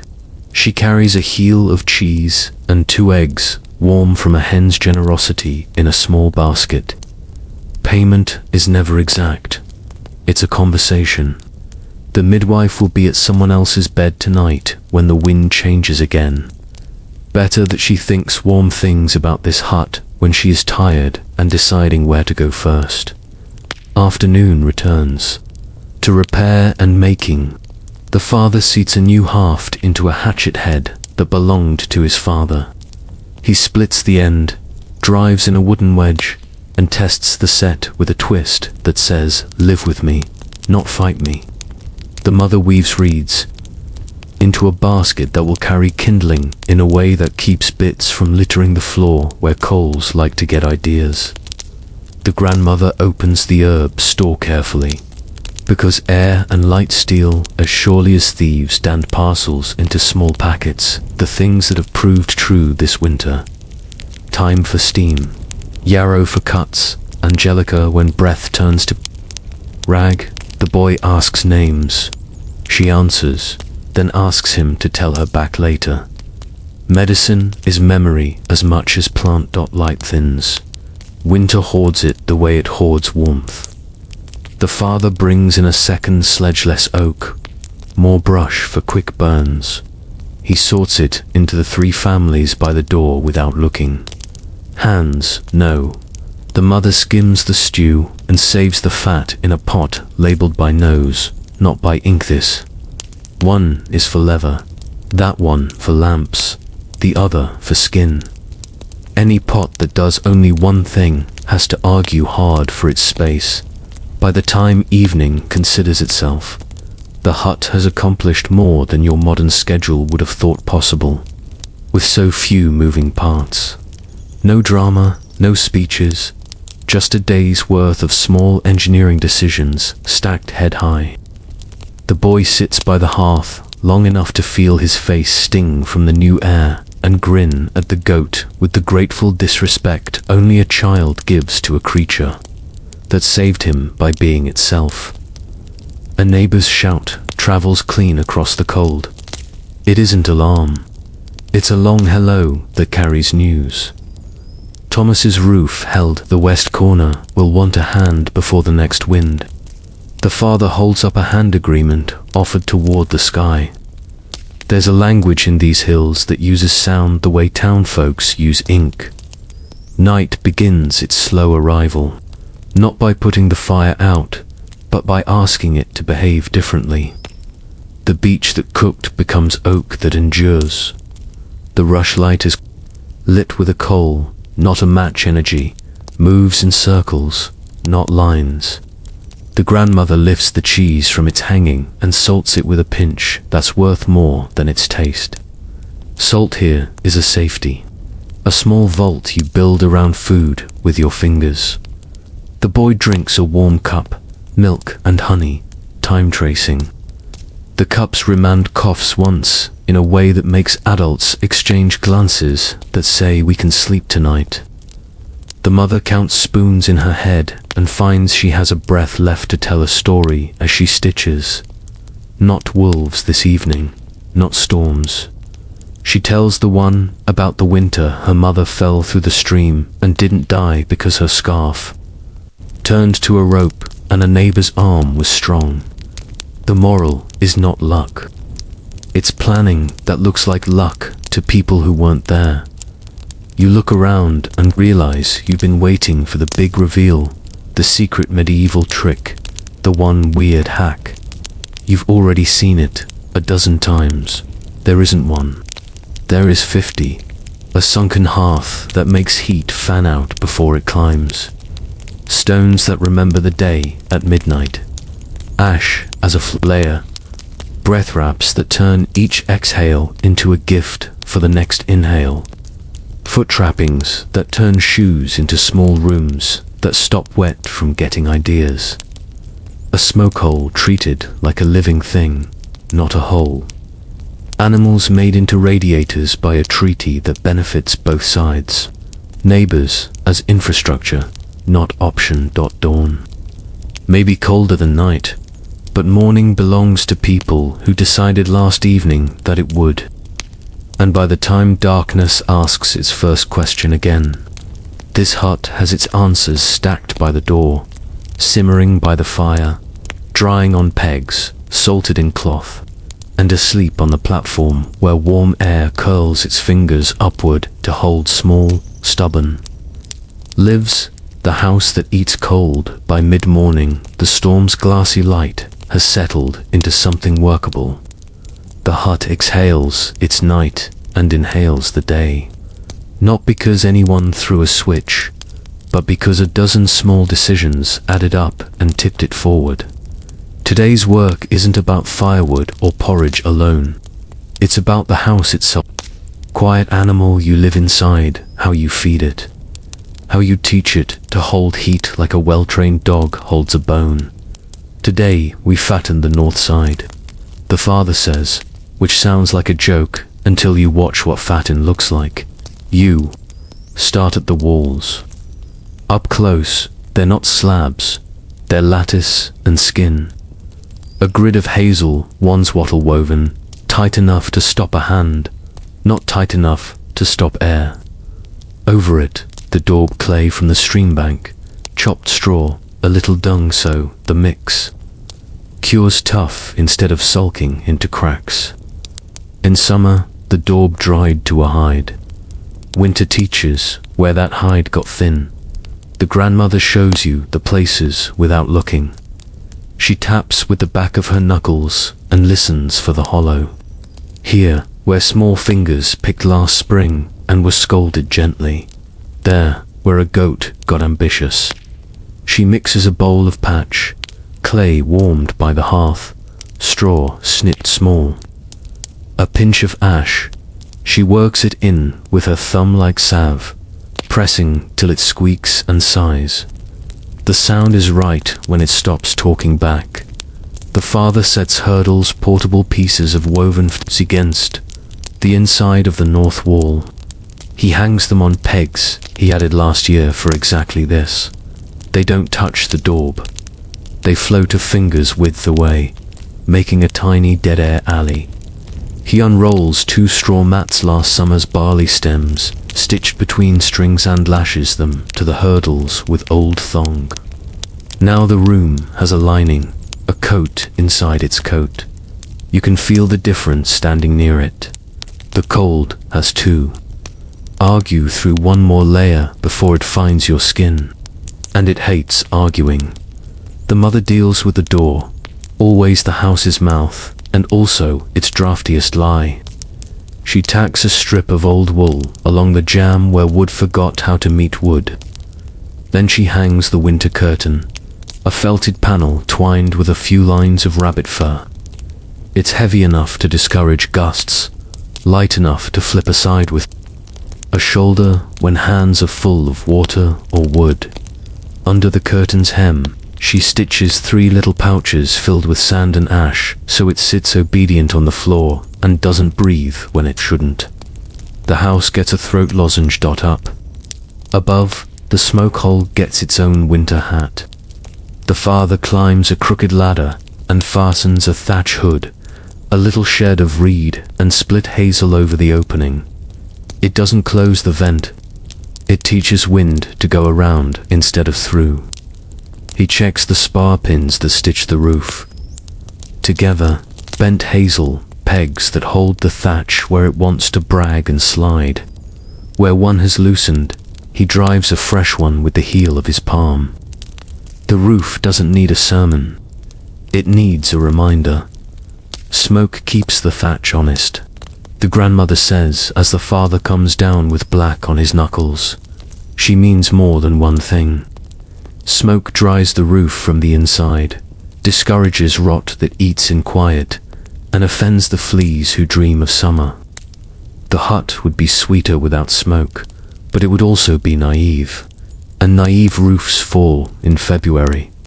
Inside, the sleeping place gets a promotion. The platform is already the warmest geography in the hot warm air gathers there the way birds find a hedge. But warm air doesn't care about good intentions. It slips off surfaces that don't invite it. The mother and oldest girl raise a canopy, a square frame lashed from willow rods and hung with anything that catches air. An old cloak with a neat tier nobody bothered to mend because it lives here now. 2 lengths of sackcloth stitched edge to edge. A faded, patched shawl that has seen 3 babies through their first winters. Together they make a tent open on the hearth side, closed on the draught side. You stick your head inside and it smells like wool and dignity. It is noticeably warmer, honest degrees warmer, a pocket of climate just big enough to matter. The children giggle as they duck beneath it. They have a kingdom now, a tiny room in a one-room life. The grandmother runs a finger along the cloth edge and smiles without teeth. Poor man's bedbox, she says. In other valleys, they build beds with doors. Here they hang doors from beds. By the hearth, a stone bench becomes a bench on purpose. Yesterday, it was just a flat rock at the edge of work. Today, they slide to more, narrower ones under it like feet and tilt the big one's face toward the coals. It drinks heat all morning and pays it back all afternoon when bodies need a reason to stop fidgeting. A child will nap there with a cat's expression. An old man will tie his shoe slower than necessary, hands on warm stone while telling a short story longer than necessary. It's not just comfort, it's fuel rationing disguised as kindness. On the floor, the rushers get a change out like a battalion. The mother lifts handfuls with a wicker rake, then sprinkles asher dusting. Not a dump on the damp places where night condensed. New rushers go down in a crosshatch, not all pointing the same way, with stems of meadowsweet and pennyroyal crumbled. In, the scent is a pleasant accident of discouraging pests, not perfume. You've learned the rule. If something is doing only one job, ask why. The boy sits up with his task bowl again, today promoted to wickmaker. The father brings a handful of dried rushes from the bundle that lives above the hearth, safe from damp and mice. They're peeled so the white pith shows, trimmed so they don't splay like uncombed hair. The mother warms a cup of tallow until it goes from stubborn to willing and dips each pithy stick, wiping the excess with fingers practiced enough not to waste a thumb of fat. The boy lays the wicks on a board to set, proud in that quiet way. Sick children wear when work returns to them in polite amounts. Not too fat, the grandmother reminds. Fat smokes, thin burns, true. You can hear the proverb underneath. Plenty is not the same as wise. At the table, 4 pegs in the floor and a plank across another piece of winter engineering lives. The hay box, that's not a box. The mother lines a shallow chest with clean straw, spreads a length of cloth, and lowers the pot that's spent an hour simmering at the hearth's shoulder beans, barley, a bone for honesty. She nests the pot in straw and folds the cloth over, then packs more straw on top and shuts the lid.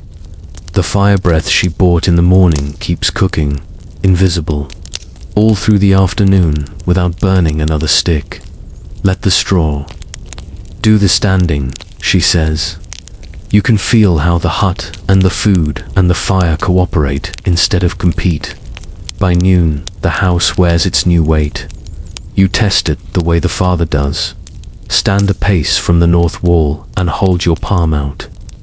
The air there is less vicious. At the platform, you stick a hand under the bed curtain and pull it back out, gloating. This is not pretend. The goat's corner is drier by smell alone. The hens look bored, which means content. You go outside too.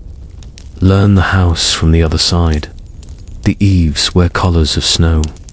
The father taps them loose where weight might force a conversation at midnight you don't want to have. He doesn't pull everything down. Snow insulates as well as threatens. He shapes it, like a mason who can only work in white. He packs snow up against the windward base of the wall half a foot, not more, making a low drift that seals the join between earth and house and turns knives of wind into spoons. Snow is only an enemy if you let it be an orphan, he says. Give it a job. The path from door to woodpile gets edges kicked into it by habit. The path to the latrine gets a little curve to put it downwind even when the wind can't decide its mind. The father pushes a pole into the drift by the storage pit to measure depth. The pole has marks cut 2 fingers apart. Yesterday, the snow was to the 4th notch. Today, it's to the 6th. Not a problem, but a number. Numbers let you plan instead of hope. Inside again, the grandmother checks leather gloves and shoe. Uppers rubbing in a mix of tallow and dripped fat saved from stew. She works it in with the heel of her hand until the leather shines and sighs. Waterproof isn't a dream here, it's maintenance. Next to her, the oldest girl melts a little. Beeswax with tallow to make a bomb for the door edge where wood meets wool. She adds a pinch of soot because soot makes everything last longer. Folk chemistry. That would make an alchemist nod. Afternoon shortens itself, as winter afternoons do. The mother takes the boy's hand and walks him to the doorway without. Leaving, he breathes the cold with a cloth over his mouth, twice, 3 times. Lungs get lessons, too. Enough, she says, before bravery turns to setback. You'll walk to the woodstack tomorrow. Neighbors drift in as the sky fades, news like a knitted thing added to as it passes. One says a drift ate half his fence but left the buyer. Another says he heard the river crack under a fox, and the fox lived, and that means the ice is testing itself, not yet ready to bear a man. The midwife's boy brings a wrapped packet dried rose hips ground to powder for the boy's tea. He leaves with a heel of bread still warm from the ash. No one mentions owing or balance. The hut's ledger is written in people. Light goes quick. The father trims a new rushlight, sets it in the iron spring, and touches it from the hearth heat. Fathering light without matches. The habak's pot returns to the room like an old friend still holding warmth in its cheeks. When the lid lifts, the smell is bigger than the hut. Beans finished without another armful of wood. Barley turned tender on straw's watch. Bone giving up what it kept from summer grass. The boy gets the first bowl and an unspoken welcome back to appetite. After bowls and short talk and longer sitting, the house's new edges meet the night's first real test. The wind sniffs at the door and finds the curtain sleeping with sand in its hem. It tries the north wall and meets hurdles and straw and a little dead air that says, politely, no. The smoke holes hoodwags a warning finger at the gusts. The roof hums a deep, contented note you can feel if you lay your ear to the beam. The bed curtain earns its keep in minutes. Little bodies climb under and vanish into quiet laughter. The oldest girl wedges the draft snake back against the platform edge and checks the boy's breath wrap, soft against his skin. The grandmother warms 3 stones not hot, not foolish wraps them, and slides them to footwells like small suns. Set in stable sky. The father pulls ash over an oak round that has been listening beside the coals all evening. He leaves a crescent of ember where it can sip air slowly. He nests a beech stick on the ember's flank, close enough to make promises, far enough to keep them. You stand in the middle of the room and realize the hut feels different. Not warmer exactly, nothing here pretends you live in a summer but more obedient. The house is holding heat with you instead of away from you. The floor is less a rumor of permafrost and more a patience you can count on. The rushes don't bite through socks. The goat sighs and tucks a leg under with a sound that means she trusts the next hours. The grandmother spins a little by the fire in the blue flicker that a rushlight refuses to waste. Not for cloth you'll wear this winter, spinning tonight is for summer, because peace doesn't get built in a panic. The father glances at the roof once more with that carpenter's ear. The mother slides a pot closer to the coals so water will be honest at midnight without asking for sticks. The oldest girl pins her hair under her cap and laughs quietly at something the boy whispers that you don't catch. Not because it wasn't meant for you, but because it belongs to people who have earned this room together. When first sleep comes, it comes faster. That's one of the gifts of a house that eats cold. Your body believes it enough to let go. The blue hour will be back. Someone will rise. Someone will blow coal to flame. Someone will check a latch and lay a stone at a small foot, but those will be smaller jobs because of what you did in the light. The night owes you more and takes less. The last thing you see before the fire gathers its shoulders and settles is the curtain over the bed lifting once, gently like a lung. Warm air is a tide and the hut has learned to keep it from breaking. The last thing you hear is the oak thinking under ash, the slow arithmetic of carbon and time. The last thing you feel is the way the north wall has stopped talking in drafts and started speaking in quiet. People later will call this poverty. From your place by the hearth, it looks like craft. They will call it luck when a family wakes without frost on the inside of their breath. From your place in the doorway at noon, you know it was hurdles and straw and ash and a curtain with sand in its hem. This was not survival by accident. It was a house taught to eat cold and people disciplined enough to feed it. And when morning comes colder than night, again as it always does in real winters, you'll meet it with a room that remembers what you told it. The oak will still be red under a sift of grey. The bed curtain will be warm on the inside when a hand pokes out to test the world. The goat will flick an ear and expect the same kindness she gave. The door will open a handspan and not a gale. And you, who thought you came here to watch peasants shiver, will understand the simpler truth. They engineered comfort with sticks and cloth and clay, one measured layer at a time, until winter itself learned a new word in their house. The midnight watch night doesn't fall.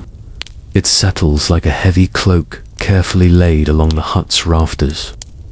After the day you just watched the straw-lined walls, the bed curtain, the doors, sand-weighted hemp, the room feels tuned. An instrument ready for a hard song. The fire has been told what kind of night this will be. No spectacle, steady work. The father lays his palm over the coals, not to test them, but to listen. Heat speaks in drafts and little tongues of red. He answers with wood, the way a miller answers with grain, beech, to carry the center oak for the slow hours.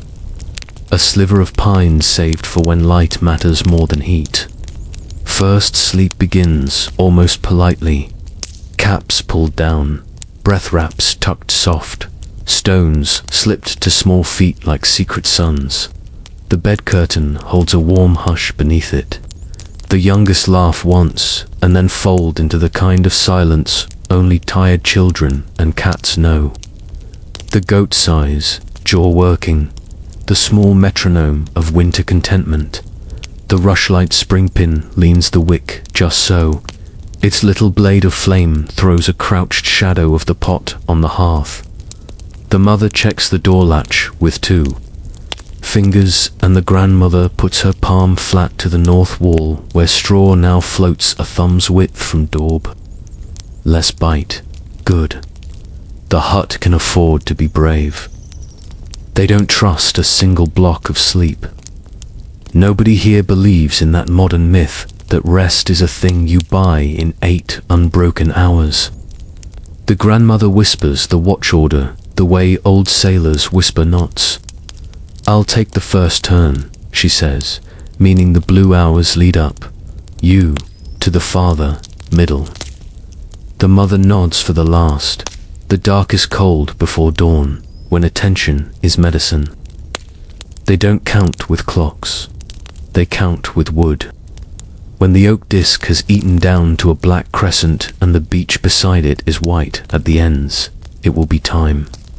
A watch kept by ember geometry never runs fast or slow. The grandmother lets herself drift, but not far. Years have trained her. Ears to separate wind's arguments from wood's complaints. Goat breath from a hen's warning. A child's sleep cough from a cough that asks for water. When the boy stirs and gives 3 short barks into his wrap, she is already sitting up. Not panicked, just muscle memory that doesn't waste a heartbeat. She pulls a pot from the warm zone, slips in a pinch of thyme and a crushed bit of horehound from her little horn, then covers the pot with a cloth cap tied to a hoop.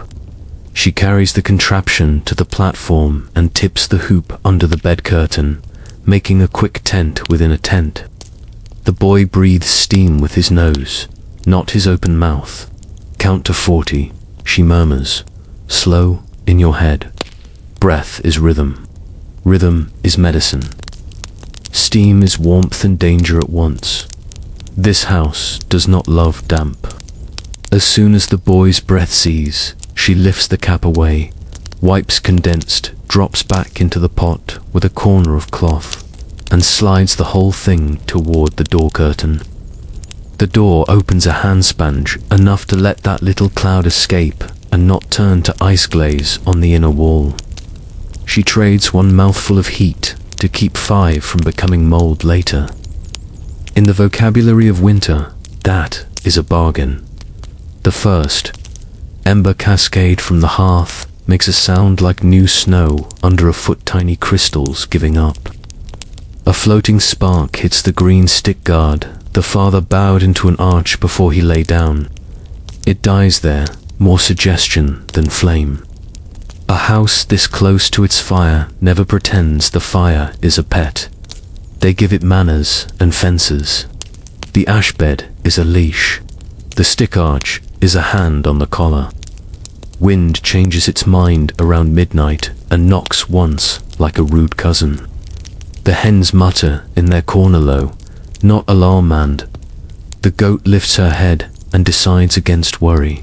The grandmother sits a little taller anyway and listens to the roof's grammar. Thatch tells you when it is honest and when it is holding something it cannot keep. Tonight it hums a deep, alive note. The little hood over the smoke hole lashed on this afternoon chatters against a gust and then settles. She smiles into her shawl. It's working. Smoke breathes out. Wind goes around. When the beach ends turn white, the father is already on his knees. He moves without the clumsy apology of a body dragged from a false sleep. This is the hour his bones expect. He uses the Colmindra split willow twig to lift the ash lid on the oak's red eye. A breath through cupped hands wakes it to a soft lamp. He lays a billet crosswise, not on top, and another a hand's breadth away to make a channel the flame can travel without eating all at once. He feeds the fire like a man who plans to spend the next 10 hours with the same friend. The mother wakes with the boy anyway when the kettle's throat clears. Her fingers do their checks by habit forehead, the soft hollow at the collarbone, the skin at the wrist. Cooler, breath less fast. She makes a tiny nod to the older girl, who answers it by turning once and resettling the blanket seal along the platform edge. Heat likes to walk sideways and escape at corners. The girl tucks corners like a jailer with affection. Roof, the father asks into a whisper. Content, the grandmother answers. Words have to earn their way into cold air at this hour. They say little and get whole paragraphs done. He puts a stone into the bucket to keep the goat's water from freezing solid mass. Fights night and checks the hen's roost ladder is high enough that drafts slide under feet. One hen is on the second rung with her head tucked just so. Healthy birds become laughter in spring. Unhealthy ones become a very short story.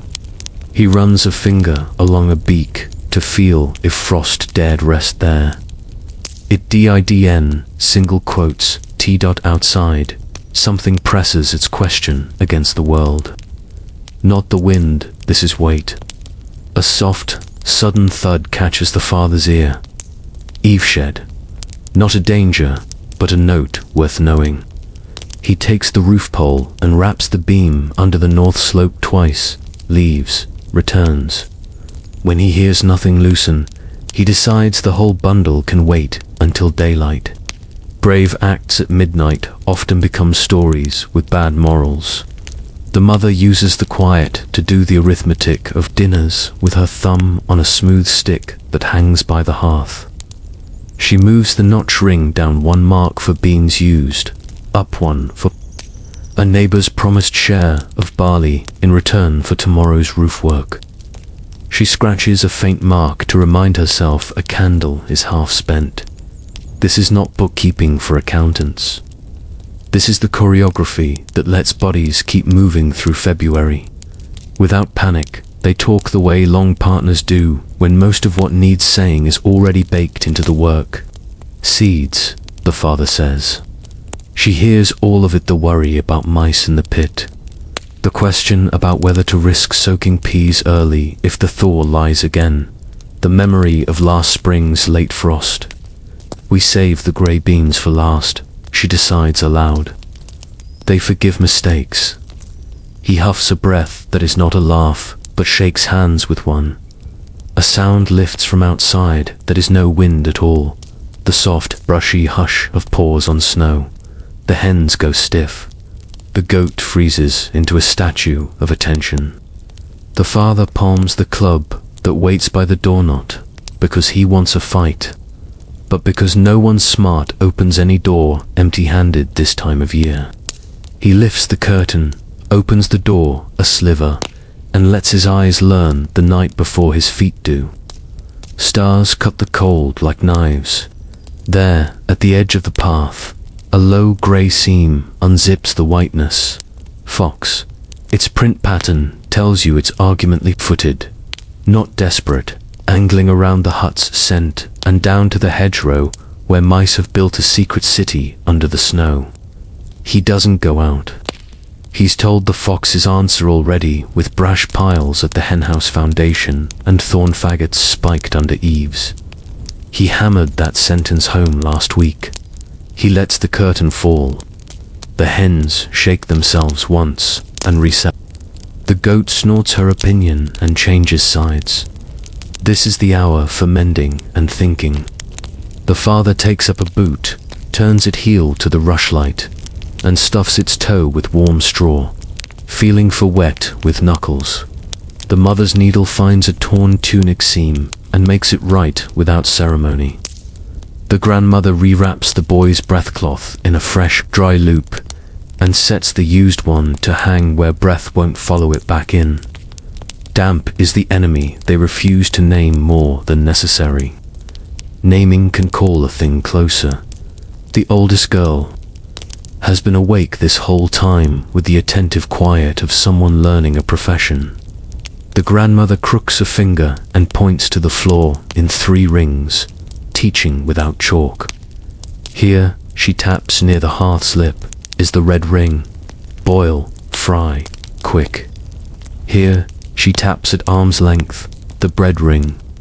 Rise, stew, soften, keep. And there, she points to the room's soft shadow, the sleep ring. Don't ask that ring to do cooking's job. or cooking to do sleepings, and everyone will eat and rest.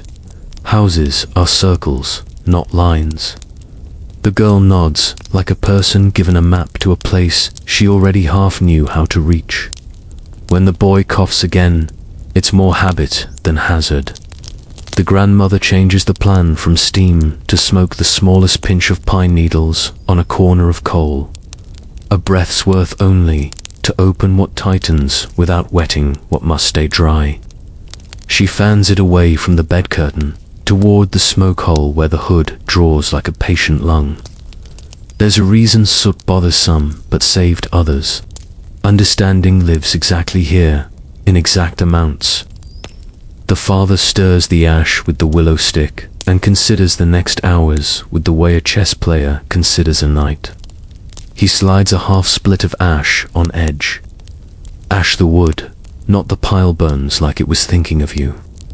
He tucks a fist of chips near it, not touching. Later, they'll decide to be helpful all at once. He shows the girl how the beach's end grain speaks. Tight rings for patience, open for hurry. Trees tell you what they are going to do, he says. Listen. Before you burn them, breath warms the bed curtains inside to a soft woolly climate. The oldest boy, on the floor by the hearth, turns over and steals the heat his father left in his place without waking. Heat swapping, the grandmother calls it. Bodies move like the moon's shadow, quiet, inevitable, in patterns older than this family's name. The girl, taking her turn to lay near the coals, leaves a pocket of warmth for the mother, who will come to it in a little while and be grateful out loud to no one. The rush-like gutters once. The father trims the charred crown with a wet finger and coaxes the wick back to honest flame. He rotates the holder a touch so the draft doesn't bully it into smoke. Light is work, too. He shields it with his hand when he crosses between flame and bed. Habit keeps brightness from waking those who sleep. The only brag here is that nothing fell over and nobody coughed. The middle hour melts into the second sleep, almost without a seam. Tasks finished, the room rehearses its orchestration for the last and coldest act. The mother takes her watch, and the father lies down, letting one long exhale meet the next without counting. The grandmother's eyes close with that beautiful finality, the old urn.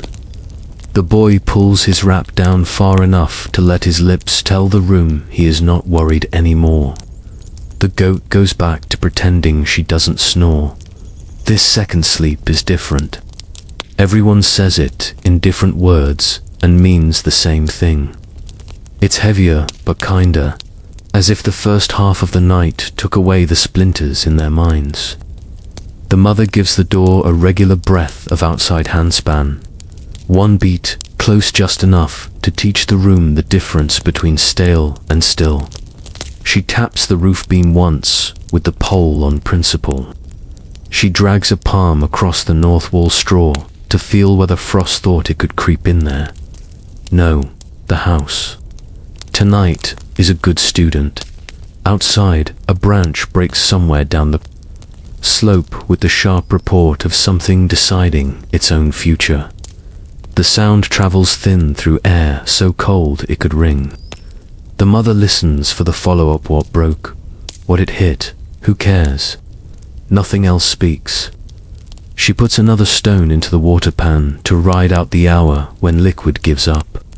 She adjusts the beach until it feeds along its length instead of taking its meal at once. Every movement is ordinary and exact. She uses the quiet to think in. Long lines. Roof tomorrow at Thomas's. The elder said he'd send the boys. That means soup that can wait on the back stone and meat cut thin enough to stretch. She moves the notch ring for barley down too, and the one for honey not at all. Honey waits for fevers and births. She touches the little bag where the colostrum from Ella still sits her. Last spoon left because hope is a thing you ration like salt. When dawn finally begins, the slow violet argument that will become light.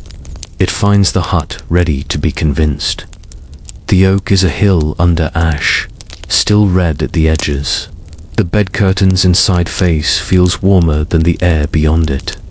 Small noses poke out, test the world, and return to the wool with smugness. The doors, sand-weighted hem, lies calm despite. A night of asking, the north wall gives back the hand's heat placed on it, not steal it. The animals rise without the kind of complaint that means more work than morning can afford. You think again about what these people do with the night. They don't conquer it, they govern it. This midnight watch isn't romance, it's infrastructure. It is banking a fire the way you bank coins you hope not to spend. It is steam in strictly measured cups and smoke in thimble. It is a door that opens only as far as you can pay for, and a bed that is also a room, that is also a machine for telling warmth where to live. It is the fox invited to be exactly what it is, elsewhere by a fence made of thorns and forethought. No. One here will say they slept well. That's a luxury word. They'll say, if pressed, the fire held, or the boy's cough went down, or the roof stayed honest.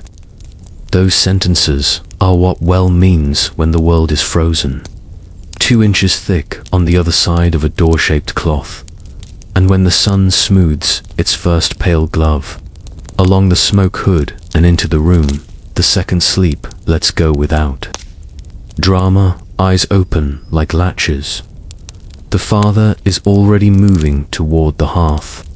The mother already has the morning water thinking about boiling. The grandmother's thumb is already checking the door but the door jamb. The oldest girl is already shaking straw into place with a little flourish.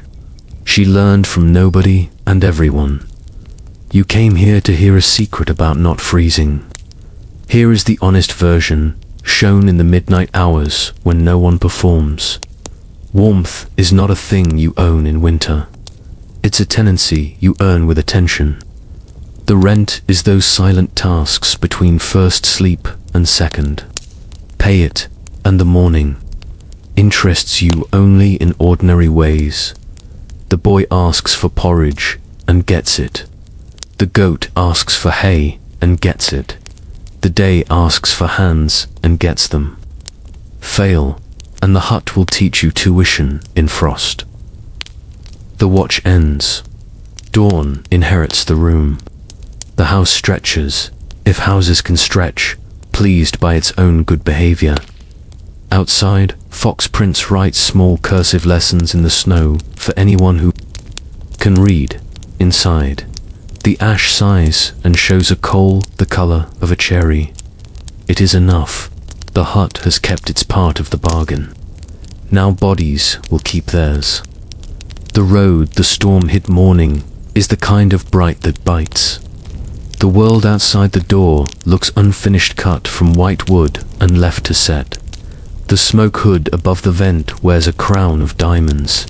The eaves carry a careful lip of snow, where the father tapped loose the danger and kept the insulation.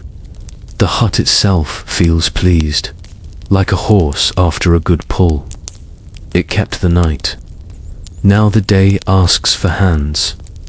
Breakfast is not ceremony. It's fuel with a job description. The pot that slept in straw all night wakes sweet and ready. Barley and beans have fallen in love while nobody watched. The boy eats with the appetite that tells you fever has decided to be a story, not a future. The grandmother watches him instead of the bowl. Health is often written in how a child frowns at heat and asks for more. Colors back, she says. And that short sentence is a warm brick added to the day's foundation. Plans have already been printed into yesterday's talk. Thomas's roof once worked before the next weather tries to make a point. The stream froze to a sheet. That's bad for water and good for moving heavy thoughts on sled runners. The father, strings the names of the day's tools along the doorway peg, and you learn the vocabulary by sound. Rope, heft, mallet, answer, spar knife, patience, billhook, warning, legate dress. Hazel rods lie in a bundle like a promise. They'll become the twisted pegs that pin thatch down when wind thinks it is clever. The mother sets the house into out-all-day mode. She builds the morning fire a touch fatter at one side so it will travel without sulking. Into the haybox chest, she lowers a pot of stew not yet finished, tucks it like a child, and lays a heated stone atop the lid under the cloth. Extra hour of tenderness bought with no more wood. She pulls a flat stone to the lip of the hearth and dusts it with flour. Oat and rye dough mixed last night with a spoon of ale balm meets the hot face as thin cakes that puff and freckle. Journey food, but this road is measured in drifts, not miles. A cloth bag takes them, each with a smear of rendered fat and a scrape of the last autumn honey. Fuel you can eat with gloves on. Water is an argument you never lose by starting early. The oldest girl wedges herself into leg wraps and clogs, takes the Isiana pole with a chisel's mind and the bucket with its companion stone. The mother ties a strip of red cloth to the handle. Color is a compass when everything else is the same color as trouble. They step into the path the father stamped last night to the stream. The girl at the front learning to place her weight across the ball of the foot so the snow decides to hold her. Test with the pole before you trust with the boot. The grandmother called after them, and the proverb is as old as caution. The father and oldest son dragged the sledge into the lighter plank belly to ash runners rubbed with tallow and soot. The soot matters. Black teaches son to slick the runners. Rope lives coiled like a sleeping snake around the sledge's nose. He uncoils it and passes one end to you without asking you to pull. Hands that hold a line learn about weight even when they never lift it. Neighbors arrive by sound first. Voices wrapped in scarves that make vowels honest and consonants shy. Jacob comes with a ladder he calls lucky, because it fell once and the man didn't. Thomas brings a bundle of straw. Yilma's thatch tied and dried last summer because winter was already on his mind then. They greet with the kind of short nod a good storm earns. Nobody says, "Glad you're alive." That's tucked into the way they look at each other's boots and the way they ask after animals before people. The mother presses hot oatcakes wrapped in cloth into hands that will spend the morning in cold. She adds a stoppered skin of small ale to the sledge. Not a party drink, a safer water. The boiled wort killed what the well sometimes forgets to mention. And the herbs she used instead of expensive hops yarrow, a bit of rosemary dried above. The hearth teach the body to stay warm without lying about it. Balms on the shelf, she says, and the oldest girl's eyes flick to the covered bowl that will start the next bread. Even the yeast is a family member with jobs in both the kitchen and the brew. They don't march. They distribute weight and attention. The father walks to the windward side of the path, pushing down the snow's pride with a pole, compacting tomorrow's road while walking today's. The oldest boy stays at the sledge nose, hand light on the rope knot dragging, guiding, keeping. The runner's mind from buckling into a drift that looks like a cloud and behaves like a wall. Jacob shoulders the ladder like a second spine. Thomas carries the thatch with both arms, like a tired child who still deserves care. The road is a suggestion. Winter writes in broad strokes. People add margins and a footnote. The stream is a glossy line of risk and hope. The ice looked smug at dawn. Now it looks honest and hard. The father takes the pole and punches the edge. It answers with a sound you learn and never forget. Not water with a skin, but stone with a song. Bridge holds, he says, and they cross where the current is shallow and the world has decided to hold its breath. Thomas's roof, from the yard, is two different stories at once. The lee side is a muscled sweep of reed dressed tight. The west corner every winter's favorite bully shows, the scars of yesterday's argument. The father sets the ladder, checks it at the earth and at the beam, and then checks it again, as if ladders forget what they promised if you don't remind them. Jacob goes up first because lucky is a ladder, but also a man who remembers why. He carries the legator, notched wooden paddle with a thatcher's educated face. You see how roofs are dresses and armor. Yelms are laid like fish scales, thickened down, always shedding. The father crouches at the eave and drives in a hazel spar he twisted 10 minutes ago with cold hands and a grin. The twisted legs bite the reed and stitch through a horizontal spar rod that runs like a belt. He sets another. The rhythm is different.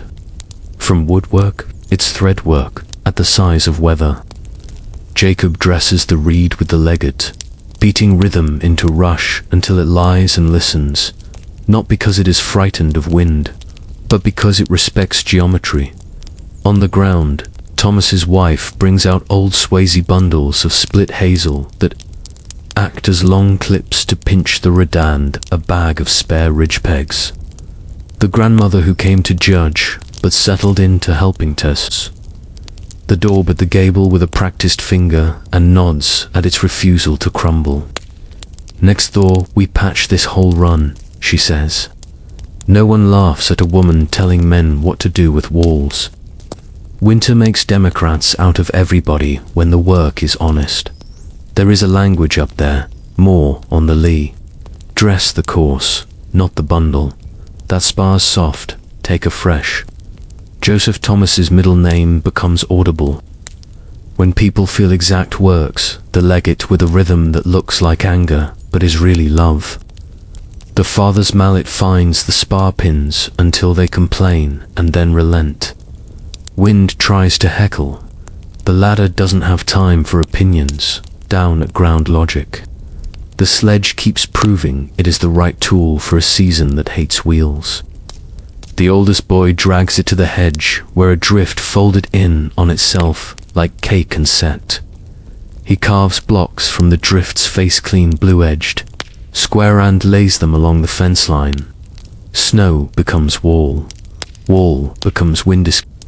The chickens in Thomas's byre will not feel the north today as much as yesterday, and they will repay that kindness in eggs when eggs are precious again. At midday, they don't quit. They change gears. The mother arrives at the yard with a pot that is still warm from its bed of straw. They eat standing wooden spoons, tapping the same beat hand. Let the steam paste winter to their faces for a minute. The small ale travels hand to hand. No one gulps. Warmth earned in sips stays in the bones longer. The youngest of Thomas's. Children stares big-eyed at the sledge. He's never ridden it when it's doing sober work. The father tips him onto the plank for 3 steps and back off. A promise of future, a present boundary. Work returns them to the roofline. The tricky corner gets a new ridge. Cap bundles of reed bent over the roof's crown like a yoke, trammeled down with hazel and pinned with longer twisted spars. The legate talks in its wooden way. Every 6 blows, the father looks up, not to admire, but to consult the wind and the sky. Clouds are growing a skin in the west. Not a storm, but the kind of thin veil that takes the sun's hard edge and makes the afternoon shorter than the clock would like if the valley owned one. Back across the ice, the stream tells a different story. Sun has slid a finger under the edge and started to lift. The father tests again, makes a noise in his throat that is not fear but is closely related. Back by the beach ford, he says. It's longer, it's shallow, it's habit, not bravado. They walk the extra curve because ladders and men who use them are always more expensive than time. At home, the hut is not a bystander. The mother has spent the day turning chores into future. She's filled the cracks around the window parchment with moss she warmed at the hearth. First warm, moss listens better. She's ground dried nettle to powder with a stone and stirred it into a pot with oat to make soup that tastes green in a white world. A pot of barley on the cool stone has learned a slow patience. It will be bread tomorrow without punishing the fire today. Between stirs, she spun wool greasy with lanolin, the winter blessing that makes skeins waterwise, hung skeins, where smoke will kiss them into weatherproof dot. The oldest girl returned from the stream with a face that says she earned her strength. She learned the edge is not a line but a zone.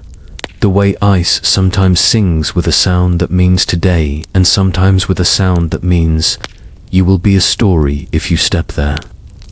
The grandmother praised her with a mug of pine needle tea and 2 unsmiling words, well judged. Compliments here usually wear work boots. Afternoon is a sloped table. They set their plates on it and eat whatever doesn't slide off. The father and Jacob return the ladder, the tools. The thanks you don't say because you used them up already on roof and rope and rung. Thomas walks 2 steps past his own door with them and stops because that is the exact distance gratitude needs. Inside again, the house changes key. Wind fingers the thatch and comes away with a splinter of song instead of a handful. The goat greets the sledge's smell on the father's coat like an old memory. The hens, who know in their hollow bones how roofs work, do not say anything, which is praise. Evening work has a different tone. It repairs the people the way morning repaired the roof. The mother puts the pot near the lip of the hearth. The grandmother bruises a few juniper berries with the back of a spoon and drops them in the boy's cup. It's less about medicine now, more about teaching the lungs that winter air can be. Friend, not trial. The oldest girl sits by the door and rewinds rope properly around its peg. Rope repays respect by remembering it when it saves you. The father takes the legget cleaned because tools you feed will feed you on, slides it into its place along the beam. He runs a hand along the roof from inside, and you realize he has learned its voice. A stable roof hums. A lying roof clicks. He nods once to himself, and then checks the ash bed.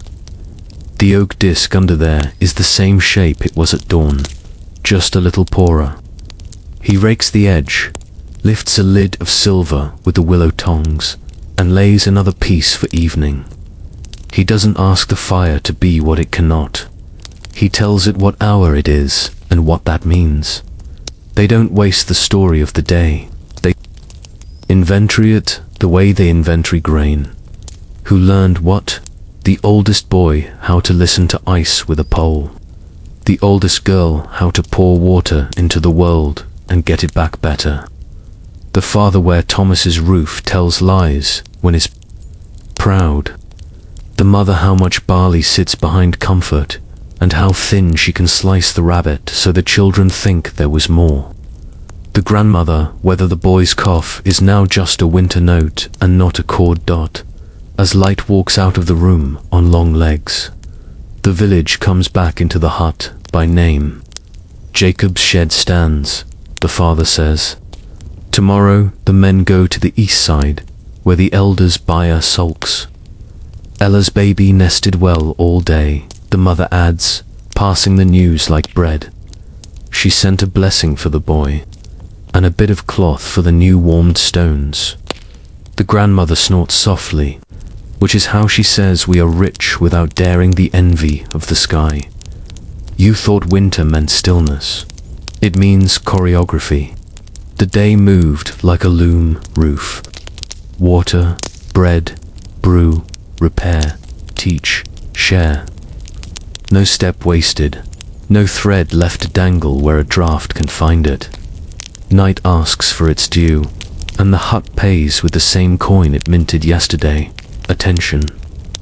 The bed curtain lifts like a stage at intermission. Everyone returns to their marks. Stones warmed, wraps ready, ash pulled soft, oxygen rationed like honor. The patrols of the midnight watch will walk again, but gentler tonight. Roofs repaired outside often make inside easier. Before the first sleep, the father shows the oldest boy how to twist a hazel spar with good temper. He pares the rod with the spar knife until its legs are thin, then bends and weaves it around the handle of the legate to set the memory. It's the twist that holds, he says. He might be talking about thatch. He might be talking about people. Winter hears and smiles its cold smile. It knows these families will see it out by turning and binding and testing with poles before, trusting with boots. When the rushlight is pinched and the room is all hearth and breath, you find the door again with your palm and feel the sand-weighted hem. It has kept 100 gusts out today and let the right air in at the right times. Your hand moves to the wall you watched them fatten yesterday. It answers back with less theft than last week. The floor's rush stems give the same small yield. Under your heel as morning meaning dry, meaning clean, meaning ready to be messed and mended again tomorrow. Work without waste. The grandmother murmurs, half to the fire, half to whatever listens when old women summarize. It could be a motto for the roof, the road, the stew, the sledge, the rope, the day. It could be a prayer. In this house, it is both bearing the fire by the second morning after the storm. The village has traded shovels for needles, axes for awls. Out there, the world is a white mouth full of sharp air. In here, the hut turns into a workshop where warmth gets built not on rafters this time, but on skin. Surviving winter isn't only a matter of heating rooms. It's about learning to wear the fire. The grandmother starts the lesson before breakfast. Dishes dry. She raises the boy's hand lighter. Now that fever has loosened its grip and places his palm at his own neck. Here, she says, pressing gently where the pulse beats. Door to the house, then the wrist, the ankles, the soft shell of the ears. Other doors, she taps his cap. Shut the doors first, and the hearth doesn't have to prove who it is. Its anatomy reduced to wisdom. Seal the heat at the exits, and you don't spend all day. Burning wood you don't have. The day's work roars quietly to life. The mother spreads a cloth and tips out a small hill of greasy wool or fleece, still rich with lanolin. It smells like animal and pasture, like summer saved for cold months. She cards it with 2 paddles, bristling with wire-combing chaos, into order until little clouds stacked like weather along her knees. The oldest girl takes those clouds and spins them into thread the thickness of good sense. Her spindle dips and rises, a patient pendulum that measures the family's future in twist and pull. Keep some oil, the grandmother warns, as she pinches a newly spun length and rubs it. To clean makes wet cloth. She means don't. Scour all the lanolin out. In winter, greasy wool is a quiet miracle, naturally water-shedding, slower to soak through, easier to smoke-proof. They'll full shrink and thicken one heavy piece later, but most of what they make today needs to breathe without inviting the wind inside. On the bench, the father lays out the winter's real armor, strips of wool for Winninger's leg wraps. Pants exist in richer houses. Wraps serve here because they do 3 jobs well. They trap air, bind trousers or hose tight without cutting blood, and dry fast by the fire. He shows the oldest boy how to wind from ankle to knee, overlapping like roof shingles. Not tight, he says, tapping the boy's shin with 2 fingers. Blood is heat. A lesson disguised as a knot. Feet get their own architecture. He pulls a basket close and tips out a tidy mess. Plaited straw insoles, scraps of felt, strips of cloth, and clogs with ashwood soles polished by 100 frozen mornings. The mother chooses a felt pad for the recovering boy cut to foot. Not to guess, lays a straw mat above it, then wraps the whole in a wool strip before easing it into a clog. 3 layers, 3 reasons. Felt keeps heat, straw moves damp away from skin, would lift flesh off snow. A pattern and oversole with little risers weights. By the door for days, the yard turns from white to glass, and the path becomes a promise you shouldn't take. Hands stand next in line. The grandmother pulls a bundle of thrums, short loom. Leftovers, all ends and possibility, from a bag that smells faintly of summer dye. She shows the oldest girl how to knit coarse mittens and pull thrums through the inside so they sprout like a wool forest. The result looks messy until you slide it on. The thrum bed traps air, catches damp away from skin, and keeps fingers honest. She snips a thumb slit in a wool square for a second pair the mother calls work mitts. They'll wear the thrum, mitt inside and the square outside, so the outer layer can take snow, soot, and splinters without shaming the inner. Seal the wrists, the grandmother murmurs, and the mother threads a narrow band through the mitt's cuff and ties it at the far side of the pulse. Not tight, never tight. Doors, again. The hut smells suddenly like the whole village. Wool, smoke, clean ash, tallow, iron. The father warms a small pot of rendered goose grease and, with a rag, rubs it into the boy's clogs and his own boots. Leather drinks and thanks you by not splitting at dawn. A block of beeswax travels thumb to thread where the mother's needle will pass through leather later. Waxed linen slides without burning holes bigger than it makes. Feed tools and tools feed you, the father says, setting the all where light finds it, not where hands will, from a peg. The mother takes down a cloak, nothing noble.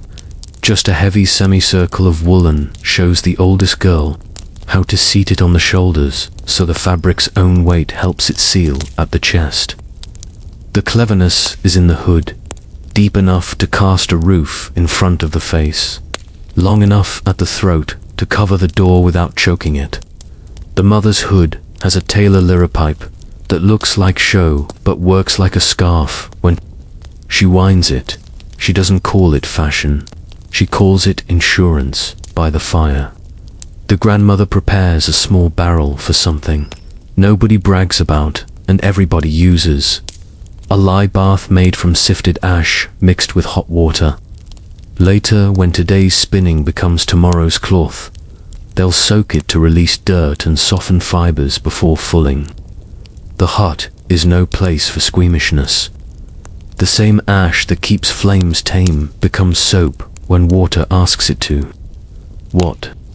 The fire eats, the grandmother says. It pays back in other ways.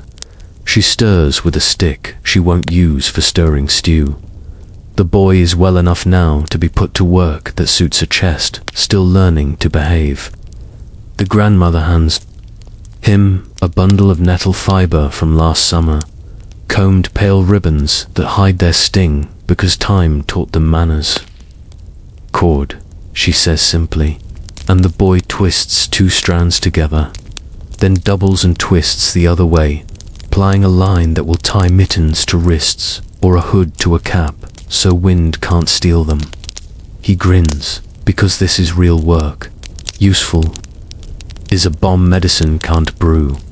The father steps out to fetch a head-sized stone from the snow. So cold its squeaksand sets it near the hearth, as if inviting it to listen for a while. When it's warmed through, he'll drop it into the hay box beside the stew pot where it will give back what the fire gifted. In winter, mass is a bank account for heat, stones, water, even bread loaves. Let them absorb warmth and they will loan it back at interest while the family spends strength elsewhere. Before noon, the mother calls a halt to let the work breathe. She ladles stew that spent the morning being patient inside straw. It tastes like barley remembering summer and rabbit pretending it was bigger. She salts by habit, not hope. Salt is math in a world without margins. The boy gets an extra spoon because he asked like a person who has plans for the afternoon. Appetite tells the truth long before words do. When the bowls are scraped with bread and tongues, the house returns to clothing like a carpenter returns to a beam he trusts, 2 hands, and the promise of shelter. The oldest girl brings down the breath wrappers, long bands of softened cloth they'll tie across mouths and noses when the air goes brittle. The grandmother demonstrates with her own, up over the nose to warm incoming air, enough slack to capture exhale without turning the cloth to ice, never so tight it steals breath. She shows how to pull it down for speech without letting it touch the inside of the cloak. Little rules that stop a handful of snow from becoming a chest complaint tomorrow. The mother sets a pot on the hearths, second ring the warm circle. Not the hot hand drops in a handful of pine needles and dried berries. This isn't tea as luxury. It's winter's version of sense, sour for scurvy's shadow, resin for breath, heat for morale. She adds a thumb of honey to the boy's cup and none to her own.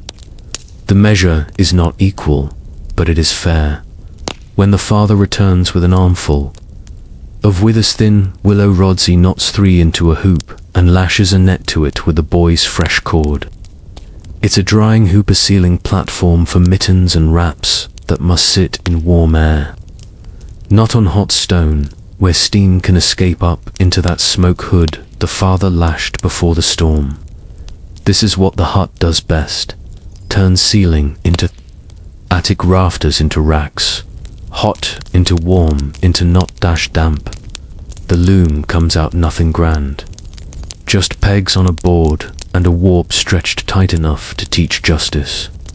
The oldest girl weaves narrow bands for garters and ties bright, because color at the wrist and ankle helps find children in blowing snow. She beats the weft home with a little comb, while the grandmother hums a tune with the right number of breaths to measure even picks. The rhythm ties the room's jobs together. Spinnings whir, the looms click, the kettle's soft complaints. The scratch of the father's oar. This is music that buys warmth more effectively than any song you know.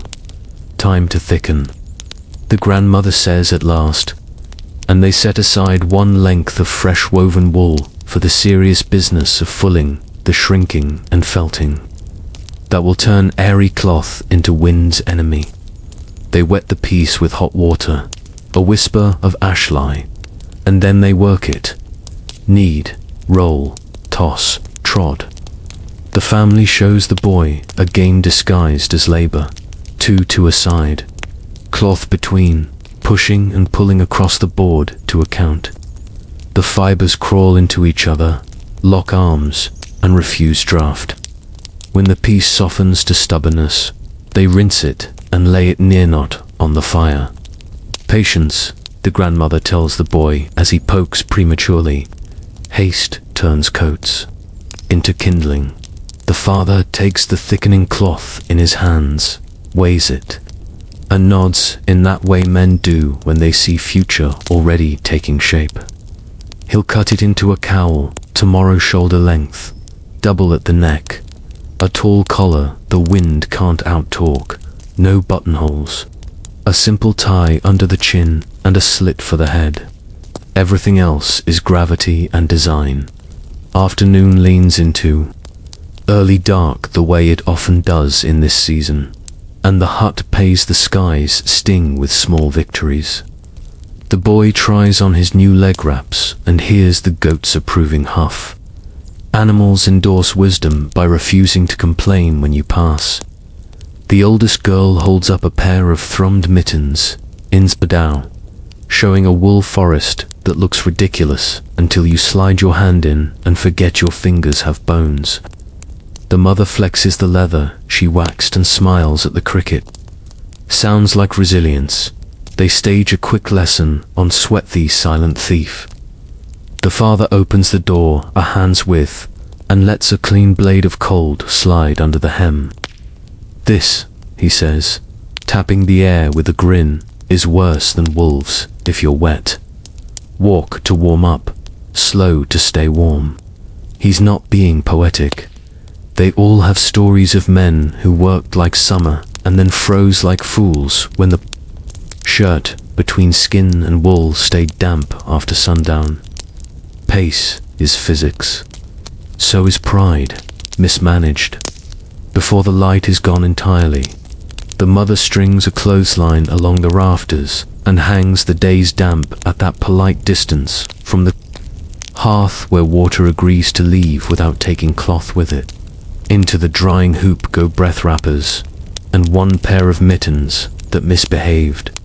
The boy's felt-in soles stand at attention on a stick by the fire's lip.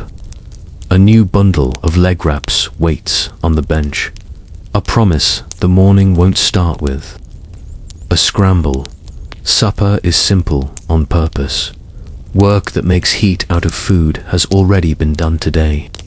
Nobody needs a feast. Stew, oatcakes, a smear of tallow, a section of dried apple from the bottom of the barrel that tastes like a memory of longer days. The father passes the little ale skin and then follows it with water. Drink, the grandmother orders the boy with the same voice she uses when telling wind it will not come in here without an invitation. Dehydration ruins judgment before frost ruins flesh. The lesson takes. They close the day like they closed wrists, with tidy seals. Caps down, necks wrapped, blankets fussed at the corners where heat leaks fastest. Warm stones slip into bed's foot like small moons. The father draws the ash over the oak coal with the reverence of a man tucking in a king who happens to sleep in his hearth. The rushlight's wick gets its careful pinch. The curl of smoke says goodnight in a language the hut speaks fluently, but not yet sleep. Not until the grandmother knits a last row, and the mother counts a last stitch, and the father puts the awl. A waypoint first into leather, not up where small hands contest its honesty. The oldest girl winds the day's cord onto a peg and ties it off with a knot she will be able to undo with mittens on. The boy coughs once a small, unimportant cough that sounds like habitand. The grandmother allows herself a tiny smile that makes her look more like the girl she was than the woman she is. Healing is a steady craft, not a miracle. Today's stitches hold. You came looking for marvels hidden under straw and fur. Here they are, obvious once you know where to look. A sleeve cuff that kisses the wrist just right. A hood that convinces the neck to keep its promises. A mitten that is a forest inside. A shoe with a straw meadow between felt sky and wooden earth. A band of cloth that turns murderous air into something the lungs can negotiate with. None of it is fancy. All of it is engineering constraints accepted, materials understood, failure anticipated and designed around dot. When finally the door curtain is pulled, the sand weight settles, and the hut takes its first long inhale of night. The family lies down, already wearing part of tomorrow's warmth. Caps, wraps, socks, the new cowl draped within reach. The perpetual pot by the third day after the storm. The house smells like decisions. Smoke and wool, yes, but also vinegar and brine, barley and beans. a ghost of apples and the sharp promise of onions that have survived their long sleep. This is not just a hut, it's a winter engine room. The fire is only one cylinder. The pantry, the pit, the crocks, the string, the smoke, these are the rest. If roofs and clothing kept death outside, the larder keeps life inside. Count first. The grandmother says, as if that were a prayer. She doesn't mean numbers on a slate. She means hands and eyes. She means who gets better portions today, and who waits without complaint. She means looking hard at what will still be food in 6 weeks, and what must be eaten now before it turns into a story about waste. You watch the count happen like liturgy. The mother lifts the lid from a glazed crock, and a scent rises that makes winter blink. Apples that became something brighter in brine with honey and a clove or two. Softened but still themselves.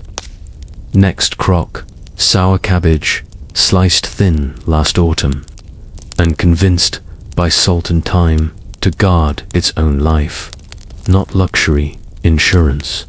She presses the cabbage down under its wooden follower and wipes the rim with the respect you give a tool you need. From the wall hooks, turnips hang in nets that look like giant onion skins. They knock softly against each other when the door opens, a winter wind chime tuned to thrift. On the floor, baskets line the wall where the earth stays cool. Potatoes hadn't come to this part of the world yet, but parsnips and beets make their case.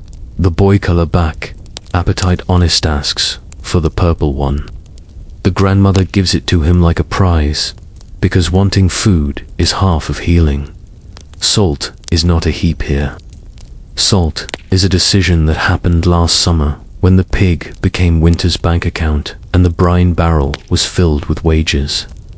A side of pork hangs in a colder corner where smoke can reach it gently. The mother strokes the rind with a fingertip and does quick math you can almost see. Slices today, or shavings? The answer is shavings. Meat is a choir director in winter stews, more gestures that make everything else sing. Above, in the smoke lip where hot air rests before it escapes, strings hold treasure, bulbs of garlic braided like rope, bunches of thyme and savory crisp. As paper, strips of dried mushroom that look like dark ears ready to listen to broth. Further back, where heat thins to warmth, cheese sits under cloth. Not spring-fat cheeses, but the hard-keeping sort you grate, not bite. Every shelf is a conversation about time. The grandmother does a stranger thing with time. She points into the hearth's low heat and taps the iron ear where the big pot hooks. Don't wash it hard, she tells the oldest girl who has been learning to scour with clean snow and grit.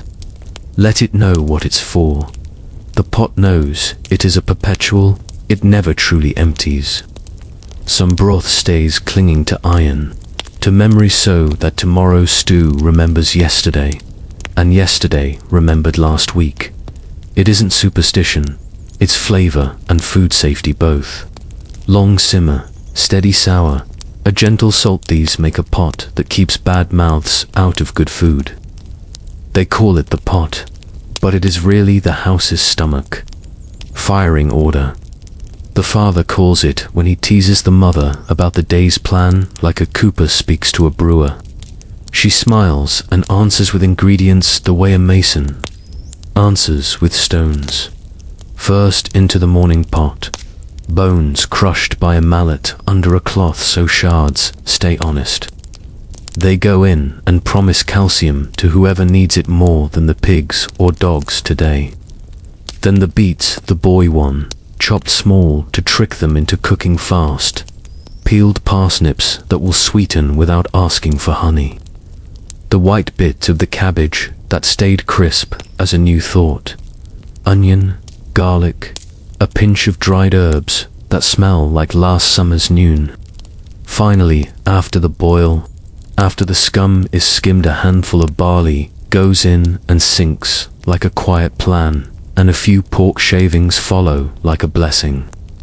There is soup already. By noon there will be stew. By night there will be memory. The oldest girl takes you to the cold side of the house, a cupboard built against the north wall where the door is tighter than secrets. Inside, clay jars hold sops and crumbs, stale bread dried on purpose. You can make a meal of almost nothing if you pour broth over bread. The bread shoulders the flavor. The bread becomes strength. In summer, bread is a canvas. In winter, bread is a sponge that saves the pot from feeling like you asked too much of it. Bread itself is math, and the village doesn't bake daily because wood and time aren't common.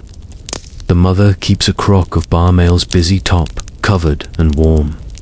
It's a sourdough cousin that makes the next dough honest. She mixes rye and oat with a spoon of that balm and a pinch of salt and lets it think in the corner. Today won't be an oven day. That's for the communal bakehouse down by the stream, when the weather promises to behave, and the tax for the Lord's oven, a handful and a sigh feels affordable. Today is griddle day. The flat stone at the hearth slip will meat dough rolled thin and brave. Oatcakes freckle where the fire's compliments kiss them, and each one, once cooked, gets brushed with a whisper of fat so it won't go stale in 6 breaths. The boy laughs when the mother slaps a cake to her palm and tosses it once like a coin and catches it grease side up. Luck, she says solemnly, and for a moment everyone pretends superstition is law. It isn't, but it makes the day friendlier. Mid-morning brings visitors like draft stew. You don't invite them, you build for them. Jacob's wife arrives, with a crock under one arm. Swap, she says, and sets it down. Inside, beans she cooked yesterday with onion and caraway, thick enough to stand a spoon. The mother trades her a smaller jar of cabbage and a pinch of the better salt, the kind that came as a gift when Thomas returned from the fair last harvest. No coin changes hands, but wealth does. Recipes travel this way too. Now, the oldest girl will know that caraway wakes beans the way sun wakes roosters. A few times a month, when the pot is feeling rich and the day is not, the mother makes what the children call stones and soup. She drops clean stones hot from the coals into the pot when the fire must rest. The stones give back without complaint, while the stew learns patience. Engineering, again, wearing an apron. Late morning belongs to the ale, not the strong ale. You trade at feasts, but the small ale you drink for water's sake. They malted barley months ago, tricked it into growing, and then arrested that dream with heat. Today they grind some and pour hot water over it in a tub the father patched with pitch last summer. The mash sits until it decides to let go. The mother tests with a clean finger the way bakers and brewers have always tested. The heat should be what skin can stand and still respect, not scold, not tepid. The sweet brown liquid the wort drains into a pot, gets boiled hard with herbs. Hops are a rumor here. Groot is law, and then cools. The balm wakes like a cat at dawn and slides from its crock to this new bed. Tomorrow they will drink it without fear and with gratitude that they do not have to choose between thirst and sickness. Brewing is making time, the grandmother says, and soup is saving it. She sets a small pan at the pot's edge, with pottage the thicker cousin of stew with peas and a small wedge of the hard cheese grated into it. The peas were dried before the first frost. You can feel summer in them if you pay attention. The cheese is salt and sunshine kept under cloth for this exact hour. Midday proves the stove's argument. The father and oldest boy come in with red wrists and clean noses. They've been chopping wind, which is to say wood, and making paths behave. The boy brings kindling like a proud messenger. The mother ladles, and you watch distribution as carefully as the grandmother does. The father gets the bowl with more stew than broth. The boy, less meat, more barley. The oldest girl, a good share. The smallest child, a sop that soaks quick, and satisfies sooner than a fat piece would. The mother eats standing, tasting salt, and paying herself last, while refusing to say she is. The grandmother takes a bowl that is mostly broth with a skin of fat. She knows where healing hides. You think of hunger as a pit. Here it is a schedule. Feast and fast are not calendar words, they are physiology. The church will set its own rules. Later in the season, but the house sets them now. More when work is heavier, less when the pot says mind yourself. No one complains aloud. They complain in stories later, with laughter, and give thanks they get to laugh about it at all. After bowls are licked and a crust has scrubbed the pot clean, where a rag might steal flavor, the mother refreshes the perpetual. Into the rest of noon's stew she adds a ladle of water and the last of the morning's cabbage, a scrap of pork skin for the alchemy it knows, and a fist of oats, the honest grain of poor places. Oats thicken without swagger. Dinner will be different from dinner yesterday by about the width of a spoon, which is exactly enough. Afternoon work splits by skill. The father goes to check whether Thor will find them foolish if they don't tend it now. The shed's shadow where ice clings longest. The place by the EV where drips become fangs. The oldest boy follows with ash from the hearth to grit the path. The mother and girl take curds from a pot she left near, not on the fire. Milk is scarce in winter, and goats forget generosity when daylight forgets to visit, but neighbor Ella, flush with childbirth, had milk enough to spare. They added a dash of last summer's rennet to warm milk and watched it shiver into curd and whey. Curds go into a cloth and accept gentle pressure. Tomorrow they'll be firmer, salted, and set near smoke to think about lasting. The whey is not a leftover. It goes into bread or feeds a pot of barley or serves as attempts to wash a wooden bowl so you don't have to drown it in dear hot water. Mice are winter's cleverest citizens, and the house respects them by saying no politely and often. The grandmother scatters dried mint at the back of the cupboard, tucks a leaf of bay into a sack here and there, and sets one snapped stick trap baited with the smug part of a nut. Cats do good work when they're not asleep in forbidden places. Herbs keep the quiet hours civilized. Mid-afternoon a knock brings cold inside on a leash. Thomas stands with a barrel hoop over his shoulder and a question in his face. "Brine?" he asks. They don't have fish. Not tonight, but he's brought a small bundle wrapped tight as a fist. Salted herring from a peddler who traded through a week ago.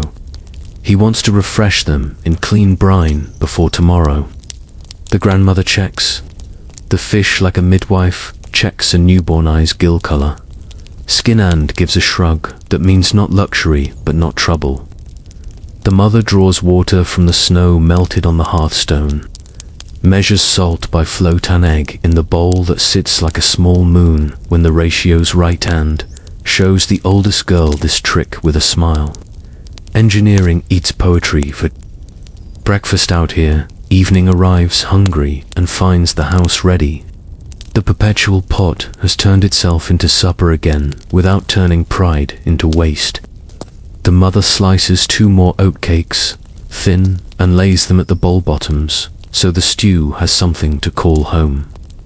She sprinkles grated hard cheese over the father's arguments over the boys, and herbs over her own because sometimes a fragrance is as good as a mouthful if you're honest about why.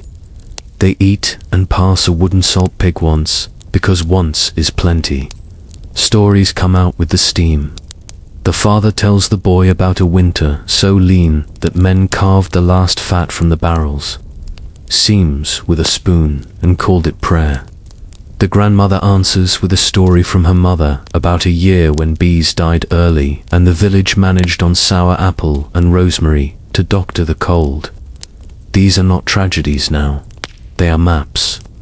Next time the road bends like that, the children will recognize the tree. Before bed, tasks dress themselves as grace. The oldest girl tucks a hot stone into the hay box beside a pot the mother just brought to the boil barley and dried peas set to become tomorrow without using tonight. The boy, newly deputized to the house's stomach, takes the ladle and refuses to scrape the pot clean. A finger width stays, thick and honest, clinging to iron like a thesis. He pats the rim the way his father patted the roof beam. Respect, more than habit. Small rituals turn the door toward sleep. The mother lifts and pours one breath of tallow into its dish, enough to walk the bed curtain, and not enough to tempt talk. The grandmother sets an onion half on the sill by the window parchment. Cut face down to drink damp, she claims, and whether that's physics or folklore is irrelevant. What matters is that every draft has been measured and met with something. The father banks the fire, fingers moving like a man counting coins and finding he has exactly what he needs. Not more and not less. He pulls the ash over the glowing center and leaves a little cross of red where breath will find it at the middle waking. He wipes the poker on a cloth and lays it straight. Tools face their beds like soldiers. You came for secrets. Here is one. Simple and impolite. In winter, flavor is safety. Sour saves. Salt preserves. Smoke guards. Long heat makes friendly what short heat leaves treacherous.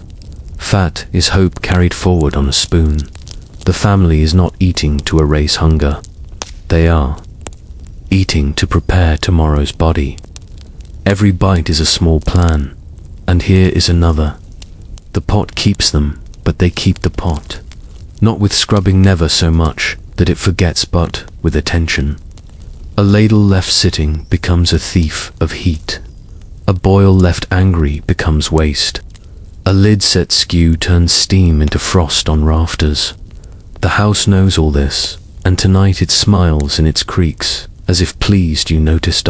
Outside, the snow glows dull blue. Somewhere an owl draws a map in sound for any mouse who isn't honoring. The bay leaf behind the cupboard. Inside, the perpetual breathes under ash and at the hinge of the hook, and the family arranges itself around its promises, like planets around a modest sun. When the middle waking comes, the father will move the pot a handspan inward or outward, depending what the night decided. The grandmother will make a tea that might be bitter and perfect. The boy will turn on his palate and sleep through, finally, because appetite and warmth have shaken hands.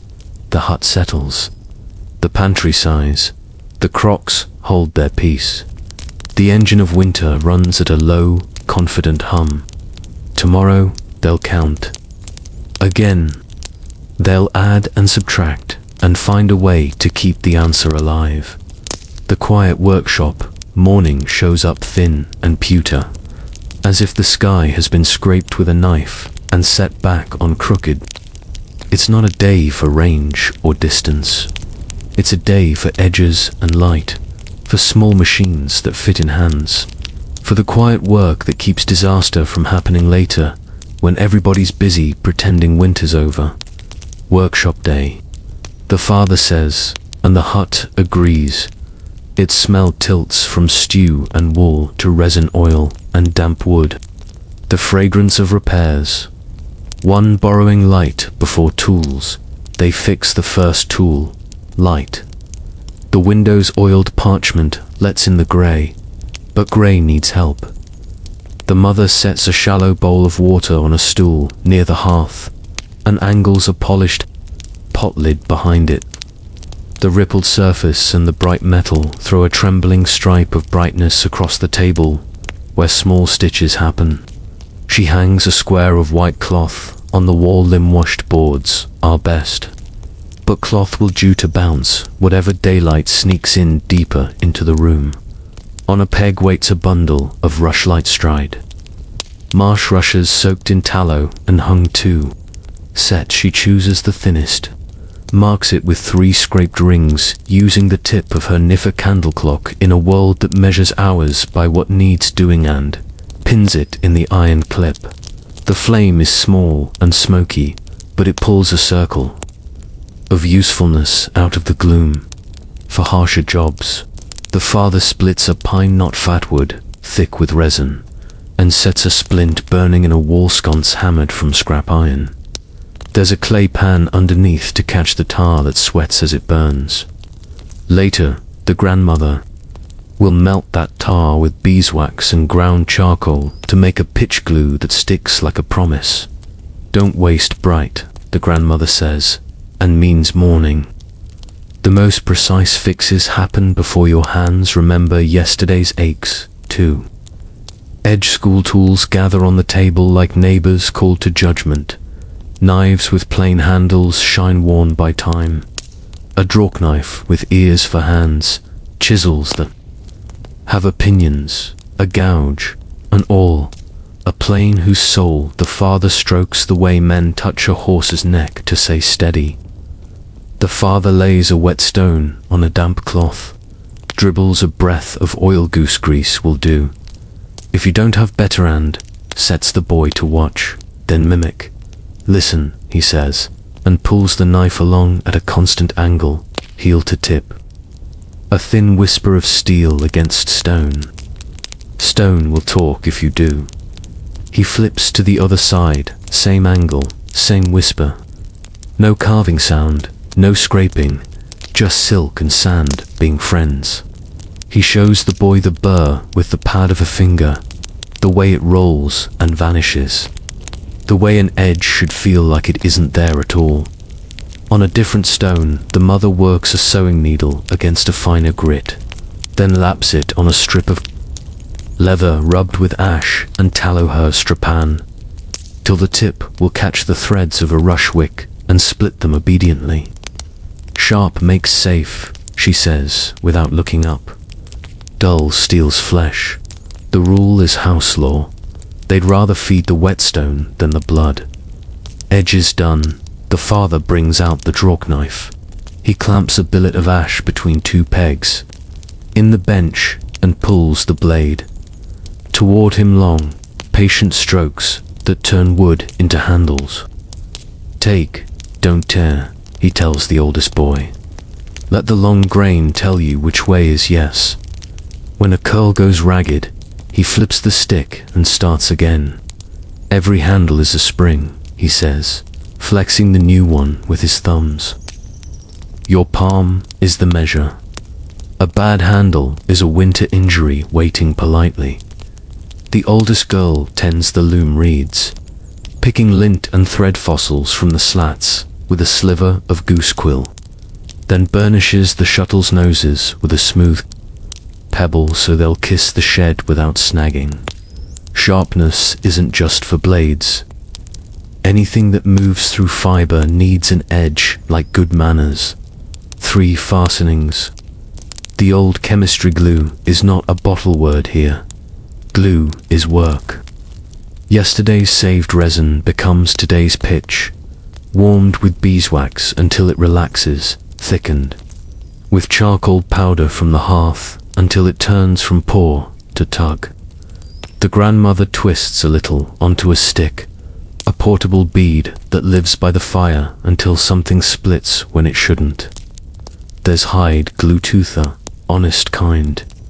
A pot with a lid holds hooves and offcuts that simmered on a warm day last week. The gelatinous cake left in the bottom gets cut into squares and kept dry.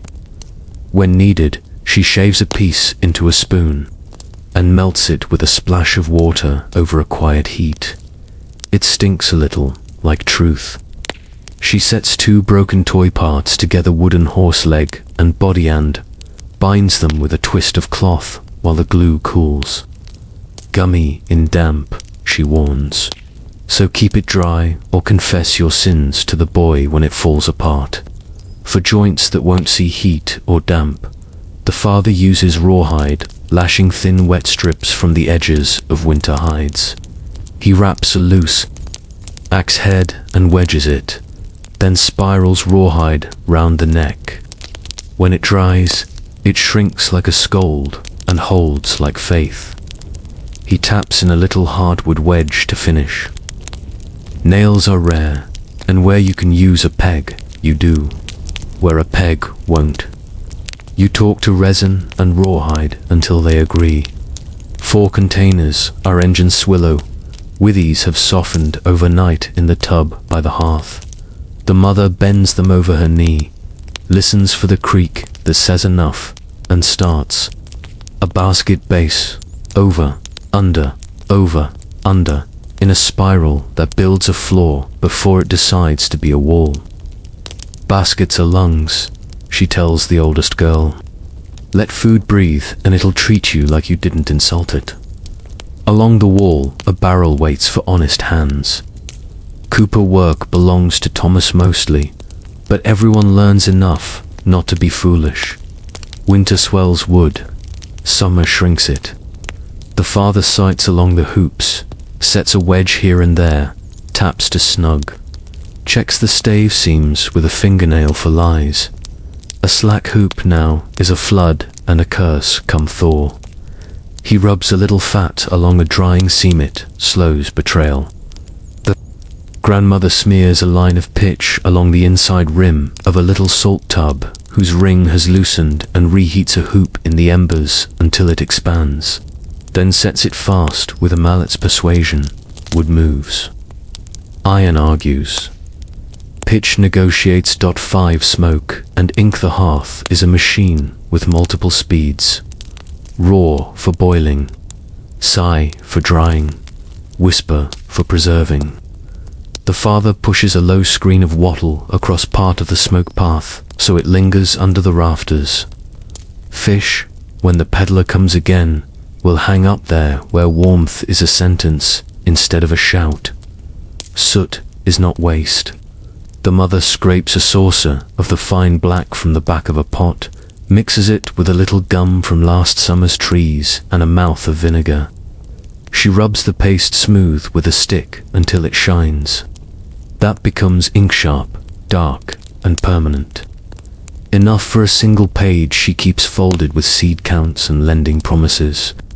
They don't write much, but when they do, it needs to last longer than memory filtered through a hungry day. The father blackens the undersides of his wooden sled runners with soot and fatless stick on wet snow. Bellies slide better when they're full, he grins. And the grandmother rolls her eyes like a woman who has heard it since he had more bravado than beard. 6. Time without clockslight fails early. They don't fight it, they measure it. The rushlight with 3 rings burns to the first mark by mid-morning. The grandmother pinches the wick, trims ash, and relights. Half a psalm per seam, she tells the oldest girl prayer time as a unit of measure, precise enough when the calendar you answer to is cold and saints. There's a candle saved from last Candlemas, fat and tidy bought dear at church and blessed against dark. The mother doesn't burn it now. It is a promise for illness, nights, and births. Instead, she notches a homely tallow candle at equal intervals along its shaft. Each notch is chore's worth of flame. When a notch disappears, the boy grins and announces, "How long would has to dry before he can bring it near?" Time becomes visible, not because the sun says so, but because wax did. The father steps outside and comes back with news the sky told him. A ring around the moon last night. High clouds riding east this morning. the kind of quiet you get before.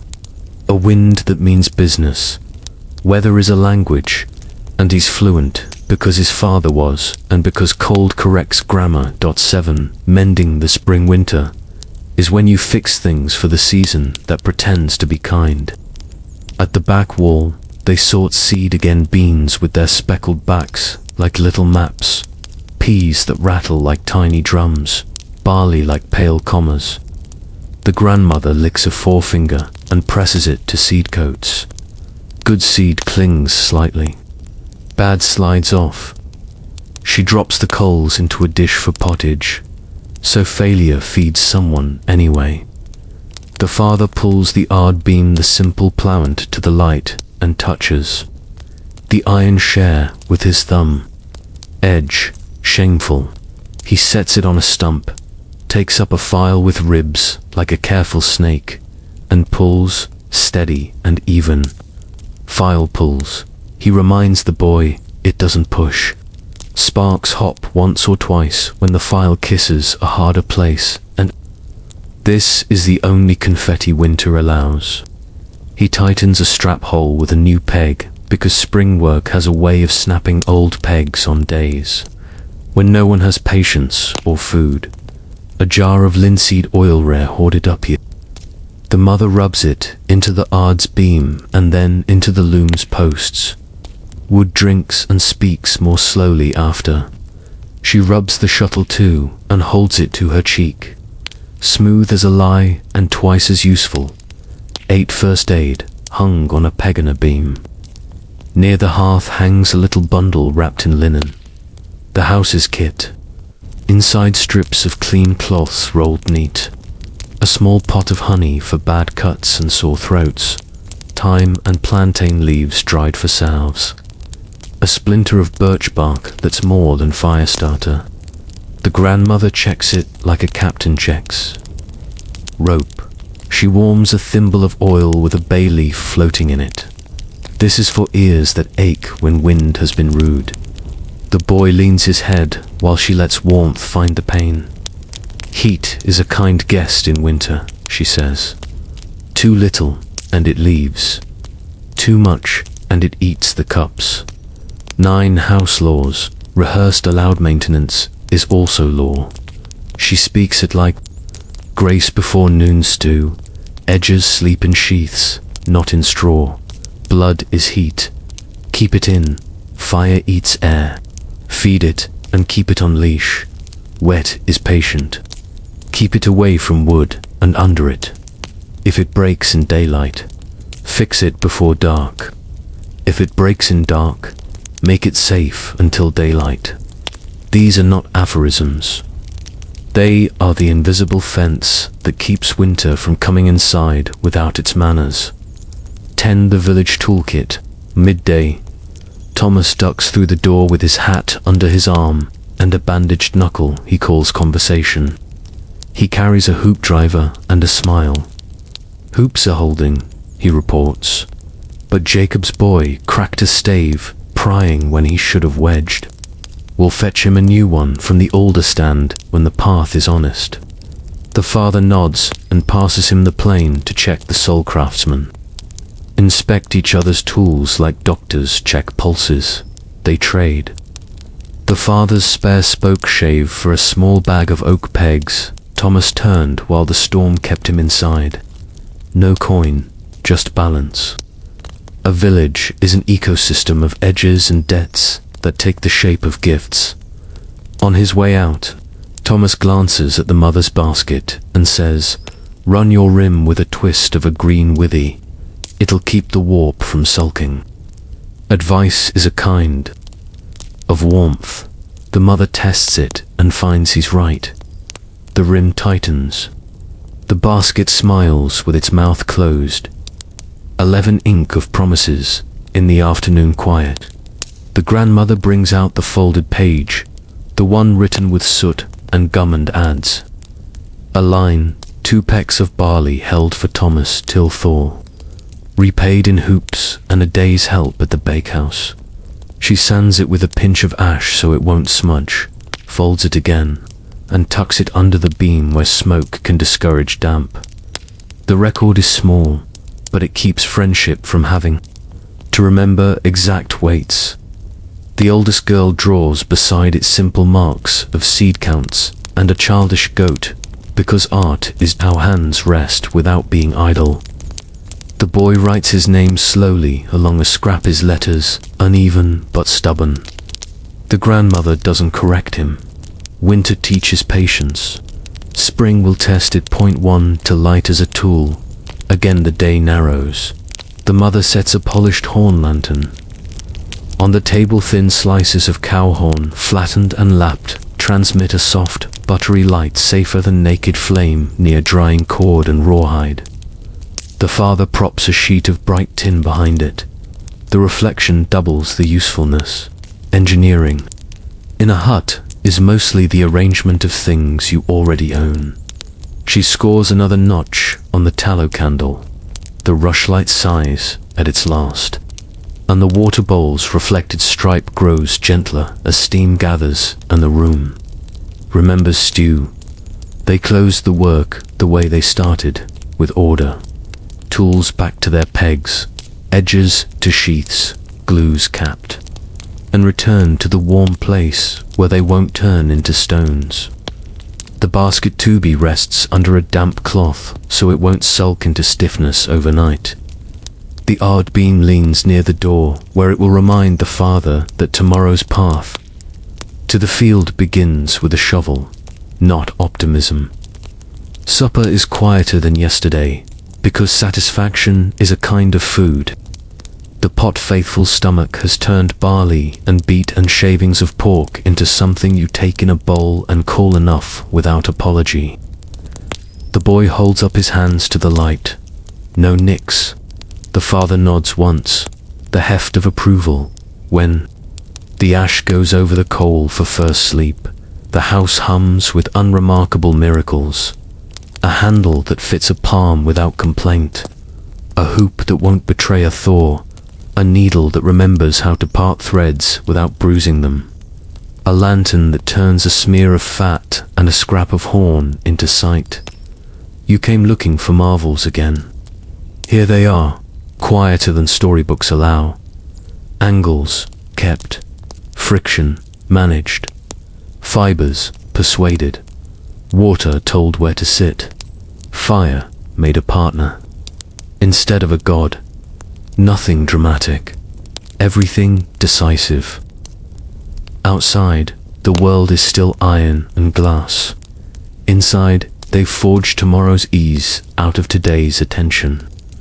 And when second sleep comes later, after the middle waking and the small inspections, it will come the way a Welsh blade enters green wood, without noise, without struggle, exactly on the line they chose in the morning when they decided to spend bright on edges in a poor winter.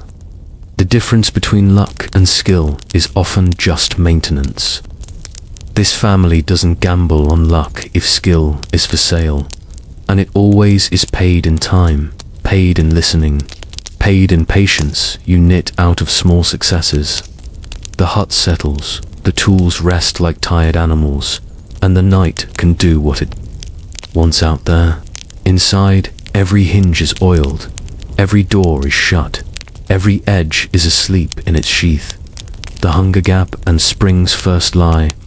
The sun looks friendly for the first time in weeks, slow gold stroking the thatch, a soft glitter along the drift edges, and every instinct in your soft modern brain wants to name the dayspring. The hut answers with a drip, then 10 more, then a steady ticking like a patient clock from the roof's eaves. Inside, nobody celebrates. The grandmother squints at the slush pooling by the doorway and declares what it is with the accuracy of a sailor naming wind. Thor's first lie. Outside, snow surrenders on the surface while the earth stays iron beneath.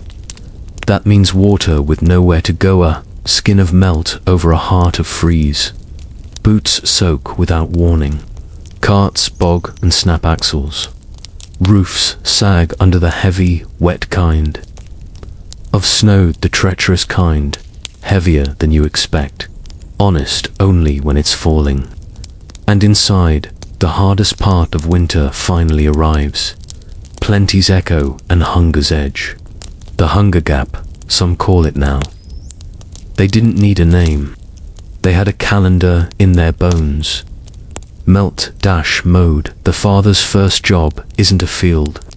It's a dicker shallow V cut with a mattock to convince water to prefer outside overing. He scratches a channel along the hut's uphill side, then a second. That meets it at an angle and runs off toward the hedgerow.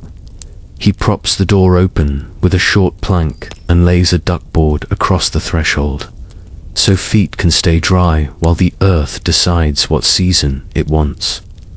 The boy follows with broken twigs and the soft broom, sweeping melt paths like lanes in a harbor. At the roof, the father uses a wooden rake to drag the wet snow down in sheets before it soaks, freezes, and levers the thatch out of line. He works from a ladder staked carefully, 2 angled poles lashed and braced with a third foot, splayed on Peyton's wooden overshoes so he doesn't sink. The children watch the rake's rhythm, counting under breath, 1, 2, set ready, to jump aside when a quilt of snow slides like a sleeping ox. The mother stands inside under the worst drip with a bucket, then swaps it for a gutter corder twist of hemp run from eave to jar. Water listens to cords better than it listens to boards. It climbs and drips along the line like trained behavior. Little engineering for small emergencies. The hearth fire changes stance too. For deep freeze you bank it and ask it to be a heart. In thaw you ask it to be a sponge soaking up damp. The mother lays smaller fuel in a wider bed, a flatter pyramid, that throws warmth out, and dry socks hung on the crook of a hazel rod suspended in the smoke's slow road. The air smells like wool, remembering sheep and the faint sharpness of steaming lanolin. The grandmother tilts the rush mat door curtain to let a thin vein of air draw across the floor. Damp is a thief, she says, and he steals warmth. First, the cupboard that counts backwards by late winter. The larder is a ledger, paying out more than it takes in. The mother and grandmother count the cupboard with the calm of people who learned long ago that panic wastes food. They open like question marks and answer with fingers. Cabbage, still bright as a promise under its follower. A dwindled wedge of hard cheese. Smoked meat enough, if shaved thin. Dried peas, obedient as always. Apples, 1 crock left, wrinkled and fermented kindly. Good for stews, better for morale. Grain is honest and brutal. The sack is lighter. The mother ties are new, not lower, so the sack doesn't look thinner than it is each time someone touches it. Eyes borrow appetite, she says, and steals back a little from that loan. The boy watches the knot trick and grins like a conspirator. This is when they stretch food with thought, not hope. Dumplings the size of eggs, puffed by steam instead of pride. Sops of toast laid in bowls before the ladle, so broth has somewhere to sit and feel rich. A spoon of vinegar wakes poor stew the way a bell wakes sleepers. A handful of dried mushroom, saved for exactly this lie of spring, turns water into broth with its dark forest honesty. Meat becomes seasoning again. Rind simmered long and lifted out before anyone is tempted to argue with their teeth. Green in a house that forgot the word. The smallest child pads, round with a twig like a wand, making winter obey. The grandmother humors hand, then humors everyone's bodies. She tips a scoop of dried peas into a shallow wooden tray lined with damp cloth and sprouts them by the hearth. In days, little hooks of life curl up, pale and delicious, and she snips a fistful of pea greens into the pot and another into a wooden bowl for raw chewing. It's not fashion. It's scurvy insurance wrapped in a crunch. On a bright hour when wind behaves, the mother sends the oldest girl to the south-facing ditch bank to find the year's first nettles and sorrel. Even kids learn the reach and pinch that keeps sting. Out of hands. Back home, nettle wilts to a polite leaf the second it meets heat, and the pot remembers June for a mouthful. Pine needle tea returns vitamin in a cup disguised as forest. Medicine, the boy declares, and drinks it with his chin up. Later in the week, if the nights consent, the father will set a birch, spiler, whittled peg in a drilled holeland, hang a gourd to catch the sweet, thin sap. Not enough for sugar here, but enough for better than water, enough for a cook's smile in the morning porridge. The boy will guard that tree like a secret. Health is heat and air in agreement thaw. Makes coughs change their minds. Smoke clings lower when air is full of wet. The grandmother answers with onion syrups, sliced onion layered with honey in a jar. By morning, the jar holds a sweet medicine that coats without lies. She warms a cloth with a touch of mustard and fat, lifts the boy's tunic, and lays a thin poultice on his chest. Watching for pink, that means enough. Heat to the skin, not the heart, she says. Like a woman who's learned that zeal is as dangerous in medicine as in prayer. Bedding gets a rare trial by sun. On a noon hour that looks like truth, the mother and oldest girl carry straw ticks, and woolen covers outside and set them across a wattle hurdle by the door. Sun lies happily on them. Wind lifts their sleep smell and turns it into weather. Lice and mites hate days like this. The grandmother rubs the seams with dried rosemary and pennyroyal and hangs little herb sachets from the bed ropes like a penance of defiance. Later, she will beat the mattress with a broom and fetch satisfaction from the dust that flees. Washing waits for courage, and the streams answer. When ice edges break into plates and drift, the women slog to a bend that keeps shallows and sun, and set up a wash. Ash lies strained from the hearth's white wealth turns fat to soap with enough stirring and patience. Shirts and shifts soak, then the women beat them against a plank with paddles, laughing and complaining in equal measures. They wash in order of dirtiness, thrift as commandment, infants' cloth first, men's outer last.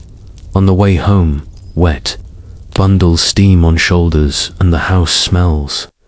Briefly of summer, an absolute clean dot.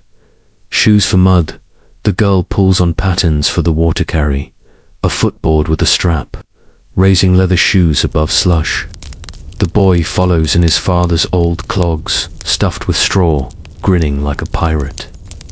The father tucks moss into the tops of his boots to block thaws creeping cold and rubs bare fat along seams, which turns every step into the smell of a story the boy loves.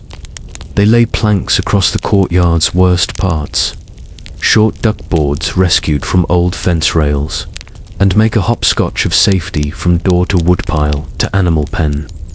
The goat complains about the wet with a sound that is half hymn, half complaint. The chickens pick suspiciously at the edge of slush and then decide their intelligence just doubled. The chapel and the barn that belongs to God, there's a day this week when the chapel bell sounds thinner than usual. Metal shrinking in cold or hunger, making sound itself leaner, and the village answers. At the tithe barn, the reeve stands with a measure and a memory, distributing barley to those whose sacks are air and those who pretended they weren't. It's not charity as much as crop insurance, with saints as auditors. The mother carries a small loaf for alms and comes back with a handful of barley and a quiet look you can't name. The grandmother nods as if to say, "What you have together." Fasting days arrive by church law and by cupboard fact. The mother smiles at the coincidence and makes a broth from bones and nettle and calls it good. The father doesn't call it anything, just eats and saves his talking for the day it's needed. Children learn that hunger can be honest and temporary, not a failure. One of the most valuable lessons a small body can own. Vermin, mended rope, and rules for now thaw brings movement in other throats. The boy sets the ratstone trap, the smooth rock propped by a stick with a drilled hole and a loop of twine. Baited with a smug piece of bacon butt, he leaves the killing to his father's firm hand. The grandmother rewards the boy for not flinching with an extra heel of the oatcake. "You guard our grain," she says. He walks taller to the woodpile. Ropes get their turn. Thaw wet and summer rot begin their argument now. The father strips a frayed end, lays strands over his thigh, splices with a mariner's calm he learned from a man who'd never seen the sea, only rivers that pretended at it. He rubs the splice with tallow and drags it through his palm until it lies like it was born whole. Wet is patient, he repeats the law. Don't make it easy. Sleep in a season that lies night still bites harder than day. You can be fooled by 5 minutes of evening glow and go to bed like a fool. They don't. They keep winter's choreography with biphasic sleep and banked fire, but they shift the timing a breath. The first sleep is shorter. The middle waking longer, more time to check drips and move vessels, to turn socks on the hazel rod, to rehang the cord under a new leak, to pull the potter handspan away from the boil because stew burns quicker when the house is damp. The father's feet find water in the dark by memory, and he lays the duckboard without drama, then crouches and opens the door a crack to scent the wind. Thaw has a smell, wet iron, bark waking, old smoke turning new. Up in the loft, children are allowed the luxury that day denies, talk. The girl whispers to the boys about lambing soon at Thomas's. She will be sent to watch, to learn the feel of new wool, still part of an animal, and the sound Aowe makes when fear becomes work and work becomes triumph. The middle boy hums back a melody the grandmother taught him for spindle rhythm. The youngest sleeps through the conversation with the open-mouthed honesty of the thoroughly lived day. The grandmother sits at the embers with a cup of warm whey and a finger of honey and thinks about Candlemas, not long ago, when the candles were blessed and winter's back was technically broken by church decree. She honors the decree with a quiet grin and adds a stick to the fire because technicalities don't boil porridge. The false springs work list, the thaw lies, but the family tells the truth to their list. In the morning grey, the mother speaks. The order, like liturgy, rake the eaves, trench the door, lift the rushes from the damp corner and lay fresh. Air the bedding at noon, if the sun behaves, turn it once. Stir the crock so cabbage under brine doesn't grow a wrong idea. Skim politely if it did. Sprout a fresh tray. Move the old one into soup before it decides to be a garden. Check the thatch pegs on the windward side. A few may have sulked loose. Split kindling thin. Damp wood takes coaxing, not shouting. Trade at the tithe for a handful. Take the smaller cheese to Sarah as thanks for the honey last moon. Sit with Ella. A while, new mothers a spring inside a winter. No one argues with the list. The list has seen more winters than any of them. A small festival of repair in the afternoon. A mercy sun on the doorstone, warm enough to trick a cat. They host a festival of mending in its light. The oldest girl darns a heel with thread she pulled from a seam hidden under a hem. The mother binds a crack in the spoon with sinew and pitch. The boy rubs the haft of the billhook with oil until it shines like good advice. The father stands with the neighbor men by the eaves, agreeing that Thorwind is bad for roofs, which is really a way of saying let's be ready to climb on each other's houses at any hour. Someone finds a surviving apple-wrinkled sweet as forgiveness, and they slice it thin as paper and pass each child a crescent. The smallest closes her eyes and hums into the bite like it's a hymn. Nobody tells her not to. The sound warms the hut faster than wood. What the body remembers near dusk. The grandmother performs a quiet magic she learned from her own grandmother. She sets a small pot of water to heat with a stone in it, then ties a breathing cloth about the smallest child's neck-thin wall, across mouth and nose to temper cold air, then goes and stands in the door with her for 1 minute of cold school. The child breathes shallow, then deeper as her body remembers it can. Just there, the grandmother says, enough to teach, not enough to take. The door closes. The stone leaves the water and slips in a cloth at the foot of the bed. Heat, learned and given. They eat the last of the day's stew as if it might be the second to last, and save a ladle in the pot as if that were a covenant, which it is. The father tucks the fire under ash and leaves a cross of ember awake at its center. He sets the duckboard upright so morning doesn't trip over it. And he hangs tomorrow's socks nearer the heat than tonight's, because Thor's lie is never 2 nights in a row the same. You wanted secrets. These are the hardest to recognize because they don't look like magic. In the hunger gap, tightening is the trick. Tighten the hoop, the stitch, the trench, the list, the belt if you must, but not the heart. Tight hearts crack at first growth. They keep space inside for the taste of the wrinkled apple, for the promise of nettles green, for the way a roof sounds when the last heavy sheet slides harmless into the yard. Tighten the right things, and spring won't have to fight you when it finally tells the truth. Later, in second sleep, when the drip slows and the wind forgets itself and the house returns to its low hum, you feel something you haven't felt since snow first named itself. Not warmth exactly, not yet, but give. The thatch gives a sigh without leaking. The ground gives a fraction when you set your heel down from the loft ladder. The cupboard gives enough, and so do they. Tomorrow will be work, still winter's work, but the lie is thinner. The house knows. You do too.